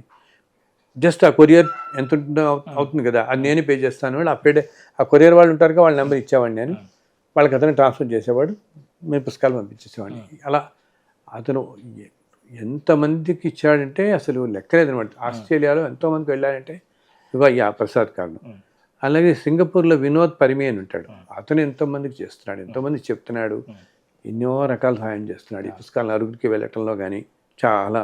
అలాగే ఈ మధ్య 7-8 ఏళ్ళ నుంచి మన ఇదేంటి వైకుంఠ ఏకాదశి రోజు ఈ హర్షవర్ధన్ రాధా గారు వీళ్ళు ఉంటారు, వీళ్ళు ప్రతి వైకుంఠ ఏకాదశికి తిరుమలలో 10,000 కాపీలు పంచుతున్నారు వీళ్ళు తీసుకెళ్ళి. ఎంత అది తిరుమలలో పుస్తకం దొరికిందంటే మహాభాగ్యం కదా వాళ్ళకి, అంతకంత మనం ఇంకో చోట దొరకటం వేరు. స్వామి ఎదురకుండా పుస్తకం దొరికిందంటే ఎంత అద్భుతంగా ఉంటారు. అలాగే మనకందరికీ తెలిసిన ఎల్వి సుబ్రహ్మణ్యం గారు, ఆయన దగ్గర ఎప్పుడో 50 పుస్తకాలు పెట్టుకుని ఎవరైనా ఇంటికి వచ్చిన వాళ్ళకి 50 పుస్తకం చదువుకొని అంటున్నారు, 4 చెప్తున్నారు. ఇలా ఎందరో అన్నమాట. ఆ తర్వాత అమెరికాలో ఉండేవాళ్ళు శ్రేయ హర్ష అని 2 పిల్లలు, వాళ్ళు ఇప్పుడు ఇండియా వచ్చేసి వాళ్ళేంటి మన వెబ్సైట్లో ఇప్పుడు ఇందాక శివరామ్ అని చెప్పాను, అతను నా వెబ్సైట్ అంతా మెయింటైన్ చేసేవాడు. చాలా దురదృష్టం కొద్దీ అతను అంటే ఏంటి వెబ్సైట్ డిజైన్, మన పుస్తకాలన్నీ వెబ్సైట్లో పెడతాం కదా, ఎవరన్నా ఫ్రీగా డౌన్లోడ్ చేయొచ్చు. అసలు ఆ మధ్య నాకు చెప్పారు, శివరామే చెప్పాడు 5-6 ఏళ్ళ క్రితం ఎప్పుడో చూసి, ఒక్క అమెరికాలోనే 2 మిలియన్ కాపీస్ డౌన్లోడ్ చేశారు ఇప్పటికి. అంటే 2 మిలియన్ అంటే ఆల్మోస్ట్ ఒక 20 లక్షలు ప్రింట్ చేసుకున్నారు. మనకు అంతకంటే కావాల్సింది ఏంటి, అందరికీ పెడుతుందంటే.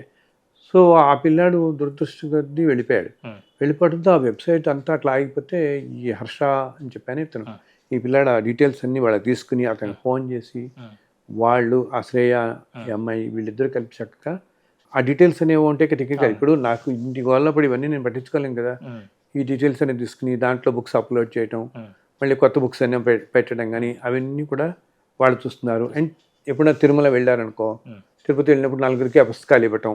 వీళ్ళిద్దరూ ఈ పిల్లలిద్దరు కూడా, అమ్మాయి ఎంతో బాగా డ్యాన్స్ చేస్తుంది శ్రేయ చేస్తుంది అనమాట. అశ్విని అమూల్య అని 2 సిస్టర్స్ వచ్చారు, వాళ్ళు యూకే నుంచి కొన్నాళ్ళు సాఫ్ట్వేర్లో వర్క్ చేసి ఇండియా వచ్చేస్తారనమాట.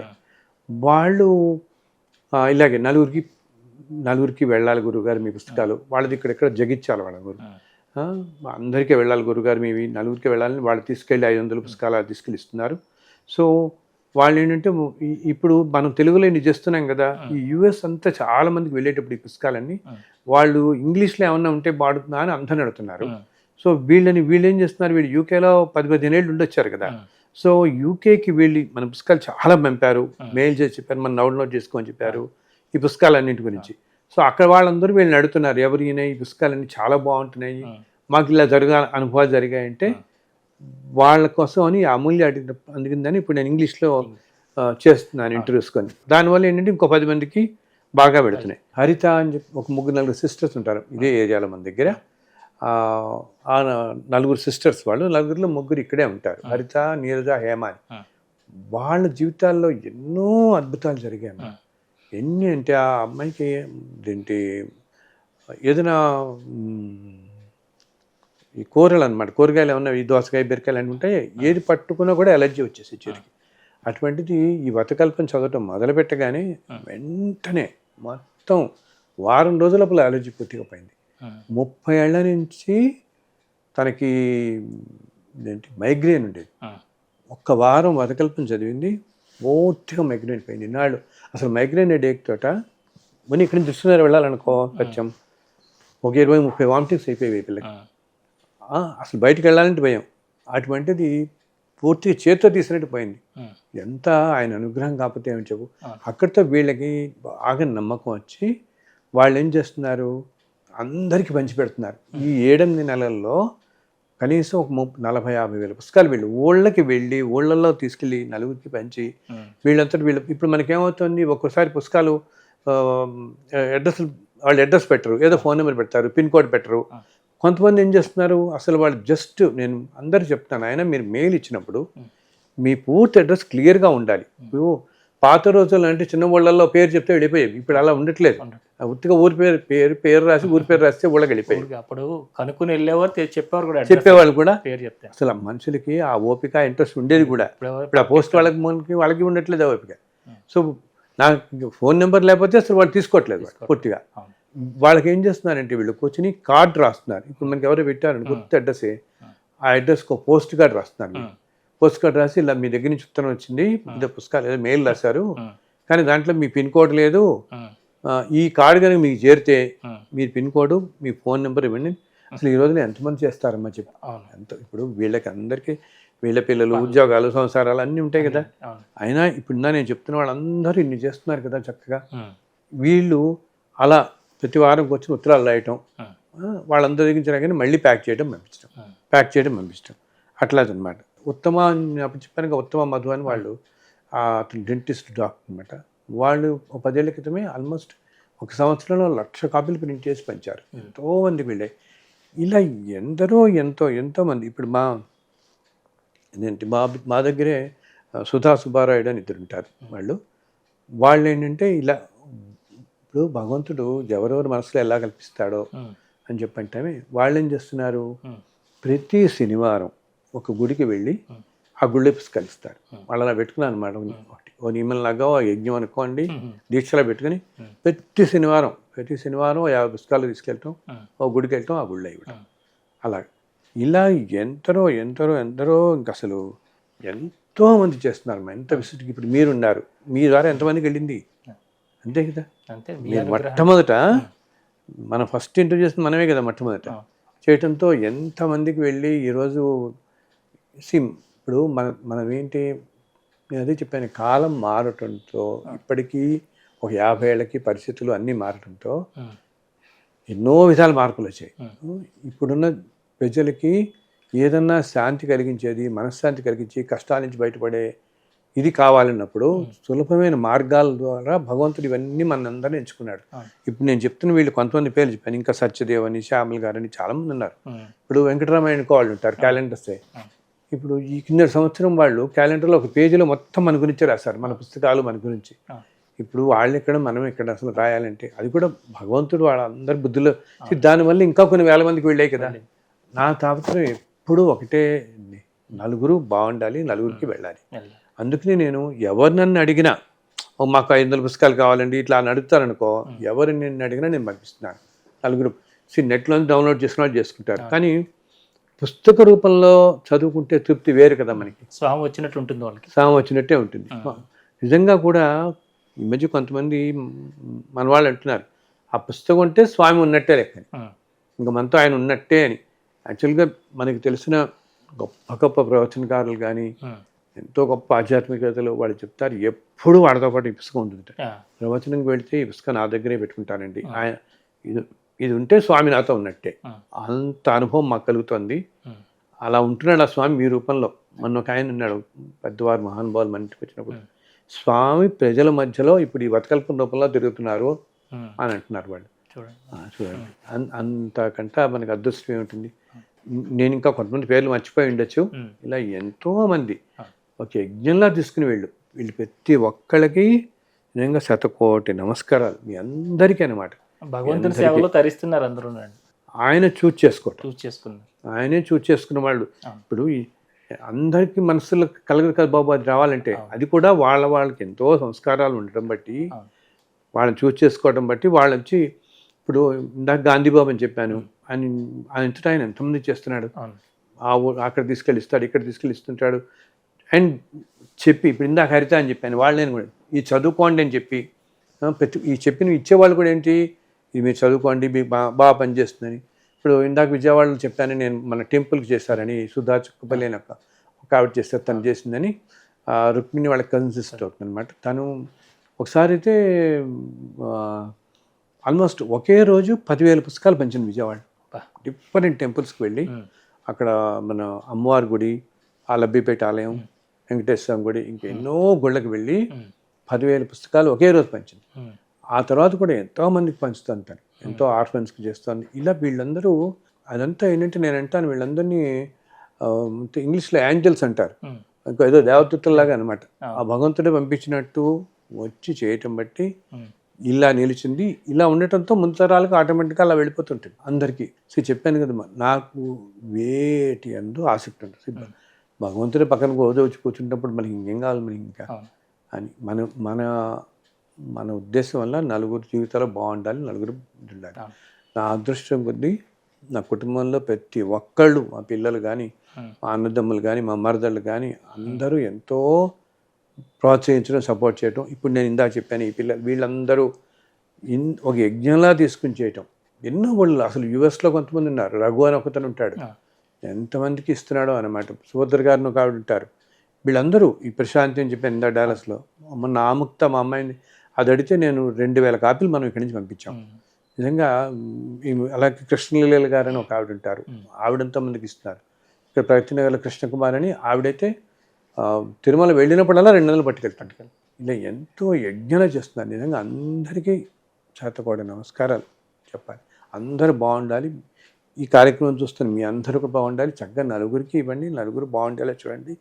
అండ్ ధర్మంగా ఉండడానికి ప్రయత్నించండి. మళ్ళీ ఒకసారి ఈ అవకాశం సత్యంగా నాకు ఇచ్చారు కాబట్టి ఈ అవకాశం ద్వారా మీ అందరికీ చెప్తున్నాను. ఈ కాలం అసలు మనం ఎలా ఎప్పుడు నేనంటానో ఊహించరాని సంఘటనలే జరుగుతాయి, చూడబోతున్నాం. ఇప్పుడు ఎలా చూస్తున్నాం మనం, అసలు ఊహించరానివన్నీ ఇప్పుడు ఈ వచ్చే టైమ్స్లో కూడా అనమాట. సో ప్రతి వాళ్ళు నిర్మల మనస్సుతో ఉండి ఎటువంటి సంశయాలు ఏమి పెట్టుకోకుండా పూర్తిగా ఆయన కాళ్ళు పట్టుకుని మంచి గురువులను ఆశ్రయించి, ఎందుకంటే గురువుల దగ్గర కేవలం కూర్చున్నంత మాత్రాన, గురువుని తలుచుకున్న మాత్రాన మనస్సులో ఒక్కసారి తలుచుకున్నా చాలు భగవంతుని గురువుని. మనకు ఎంతో ప్రార్థకర్మ తీసేస్తారు, మనకి ఆ శక్తి ఇస్తారు వాళ్ళు. ఏదన్నా విపరీతమైన ప్రారంభ కర్మల వల్ల మనం ఏమైనా కష్టాలు పడుతుంటే అవన్నీ తట్టుకునే శక్తి కూడా ఆ దేవతలు, ఆ గురువులు మనకి ఇస్తారు. ఎంతో శక్తికి ఇచ్చి ముందుకు ఇప్పిస్తారు అనమాట. సో అది మీకు కావాల్సిన వాళ్ళందరికీ మనం దీంట్లో ఇస్తాం కదా, ఆ నెంబర్కి ఇస్తే వాళ్ళు చక్కగా పంపిస్తారు. మీరు మెయిల్స్ పెట్టండి. ఇలా మెయిల్స్ పెట్టిన వాళ్ళందరికీ మేము పథకల్పాలు పంపిస్తూనే ఉంటాను. ఈ శ్రీకృష్ణ దర్శనం ఇందాక చెప్పింది అది ఒక 100 రూపాయలుగా పెట్టాను దానికి. మిగతా పుస్తకాలు కూడా అవి ఒక నెంబర్ ఇస్తాం కదా, ఆ నెంబర్కి ఇచ్చినప్పుడు మీరు తెప్పించి చదవండి. చక్కగా నలుగురికి, ఇంకో 10 మందికి ఇవ్వండి. అందరూ చక్కగా ఉండటమే మనకి కావాల్సింది. అండ్ ఇందాక చెప్పినట్టుగా అందరినీ మరొక్కసారి మీకు చెప్తుంది ఏంటంటే, వచ్చే 4 నెలలు, ఒక 4-5 నెలల పాటు ఈ ఫోన్లో దయచేసి నన్ను డిస్టర్బ్ చేయకండి. ఎందుకంటే ఇది యజ్ఞంలా తీసుకుని ఈ రెండో పార్ట్ని తొందరగా అవగొట్టుకోవాలి. ఎందుకంటే కృష్ణుడు రోజు పరిగెడుతూ పదనైనా మిగతాది రాద్దాం, పదనైనా మిగతాది రాద్దాం అంటున్నాడు. సో మిగతాది అంతా రాస్తే మన అందరికీ ఆనందకరమే కదా. ఇప్పుడు ఆయన లీలన్నీ చదువుకున్నామంటే మనకి ఎంత ఆనందం అది. ఇంకా ఇంకా ఇంకా ఇంకా అసలు ఆ బృందావన రాసలీల మొత్తం అలా కంటికి కనపడుతుంటే, అసలు ఆ క్యాన్వాస్ అంటారు, అంత బ్రాడ్ క్యాన్వాస్లో ఎంత అద్భుతంగా అనిపిస్తుంది మనకి ఆ క్యాన్వాస్ అంతా. అదంతా అలా కనపడటం ఎంత అసలు చదువుతుంటే మనం లీనమైపోతాం అనమాట. ఒక దృశ్య కావ్యాలు అంటామే మనం, అలా అనుగ్రహిస్తున్నాడు ఆ స్వామి మనకి. సో దయచేసి మెయిల్స్ పెట్టండి, పుస్తకాలు ముందు వెనకాలుగా మీకు అందరికీ వస్తాయి. ఆ ఫోన్ నెంబర్కి వాళ్ళకి సంప్రదించవచ్చు. అండ్ మీకు ముందరగా చాలా ఈ శ్రీసన్నిధి ఛానల్ వాళ్ళకి ఎంతో కృతజ్ఞతలు. మీ ద్వారా ఎంతోమందికి వెళుతున్నాయి. ఎంతో మంది చేరే. ఇప్పుడు ఏంటంటేనమ్మా ప్రతి దాని వెనకాల భగవంతుడు ఉన్నాడు అనుకోవాలి మనం. ప్రతి దాని వెనకాల భగవంతుడు ఉన్నాడు, ఆయన ఉన్నాడు, ఆయన చూసుకుంటాడు అనేది. ఆయనే ఈ ఏర్పాట్లను చేస్తున్నాడు, ఆయనే శక్తి ఇస్తాడు మనకి, ఆయనే చేస్తాడు. మన పని మనం చేసుకుంటూ పోవటం, మిగతా అన్నీ ఆయన చూసుకుంటాడు అనుకుంటే అంతకు మించింది ఇంకోట్లేదు. అండ్ తప్పకుండా ఎంతతో చెప్తాను, ఆయన ఎంత కరుణామయుడు ఎవడుంటాడు. కృష్ణుడికి ఎంత ప్రాణం మన అందరికీ, ఎంత ప్రాణం. మనం ఏదో కష్టాలు మన ప్రారంభ కర్మల వల్ల మనం పడతాం, కానీ ఆయనేం పెట్టాడు కదా మనకి. ఎంత తొందరగా మన దగ్గర తీసుకుందామని ఆయన చూస్తాడు. నేను నవ్వుతూ ఆడుతూ నాతో రాస్తున్నప్పుడు చెప్తుండేవాడిని, ఏమిటి వీళ్ళందరూ ఇలా అంటున్నారు, నేను ఎంత చల్లగా చూద్దాం అనుకుంటున్నానయ్యా వీళ్ళందరూ నేను చెప్తుంటాడు నాతో. ఏంటి, మనం ఒక్క అడుగు ముందుకేస్తే ఆయన 10 అడుగులు వచ్చేస్తాడు ముందుకి. ఈ మధ్య ఈ హరిత వాళ్ళే దర్శనానికి వెళ్ళినప్పుడు వాళ్ళు పాపం ఏదో ఎవరో బ్రేక్ దర్శనం ఇప్పిస్తానని వెళ్ళారమ్మా. వెళితే వాళ్ళకి ఇంత చేసి అక్కడ దొరకలేదు, 300 దొరకలేదు. పాపం వీళ్ళు 10-11 మంది, వీళ్ళు అమ్మ నాన్నగారు అందరూ కలిసి వెళ్ళారు. పాపం వాళ్ళు పెద్దవాళ్ళు, ఏ దర్శనం దొరకలేదు. ఇవి చివరికి 11 మంది ధర్మదర్శనం క్యూలో వెళ్ళారు. వెళ్ళేటప్పటికి వాళ్ళకి 8 గంటలు ధర్మదర్శనం క్యూలో ఉంచాల్సి వచ్చింది. అండ్ దీంట్లో మనకు తెలుసు కదా, జేవిజీల దగ్గర నుంచి పంపిస్తారు. అండ్ జేవిజీల దగ్గర ఒక స్ప్లిట్ సెకండ్ మనం ఆ సెకండ్లో మనకు కనపది ఏంటి, అసలు చాలా మందికి ఆ నామం కనపడుతుంది అంతే. నామం చూస్తాం వెలుగులో, ఈ లోపల మనం వచ్చేస్తాం సెకండ్లో. అటువంటిది ఆశ్చర్యం వీళ్ళు చెప్పింది నాకు. ఈ 11 మందికి కూడా ఆ ఎప్పుడైతే గహుక్కుని ఎదురకుండా వచ్చారో అక్కడికి, ఆ స్వామి అలా ముందుకు వచ్చి కనిపించాడు దర్శనం. ఆయనే ముందుకు వచ్చాడు, ఆయన ముందుకు వచ్చాడు. అండ్ అది బయటకు వచ్చిన తర్వాత అడిగితే చెప్పుకుంటే ఒకళ్ళకొకళ్ళు చెప్తే అందరికీ అలాగే కనపడింది. పోనీ వీళ్ళలో 2-3 ముందుకు వచ్చి కనపడ్డాడని కాదు. సో వాళ్ళకి ఏదో భ్రమలా అనుకోవడానికి, ఏదో భ్రమేమో ముందుకు వచ్చినట్టు కనపడిందని. ఎందుకంటే ఈ మధ్య వాళ్ళ అమ్మా నాన్నగారు మొన్న బ్రేక్ దర్శనం వెళ్ళారు. ఇప్పుడు ఆయన వచ్చినప్పుడు అంటున్నారు, నేను అన్నారట ఏంటి, ఇప్పుడు ఈరోజు బ్రేక్ దర్శనం నేను ఇలా ముందు నుంచి చూశాను ఆయన్ని, ఇలాగే కనపడ్డాడు ఆ రోజు కూడా నాకని. ఏంటి, జయ విజయుల దగ్గర నుంచి కూడా ఇలాగే కనపడ్డాడు. అంటే ఆ స్వామివారు ఎంత ప్రాణమో భక్తులంటే చూడండి, మన కోసం ఆయనే ముందుకు వచ్చాడు. ఇప్పుడు 11 మందికి వచ్చి ఆయనలాగే దర్శనం ఇచ్చాడు. అంత ప్రేమ పాత్రుడు అనమాట.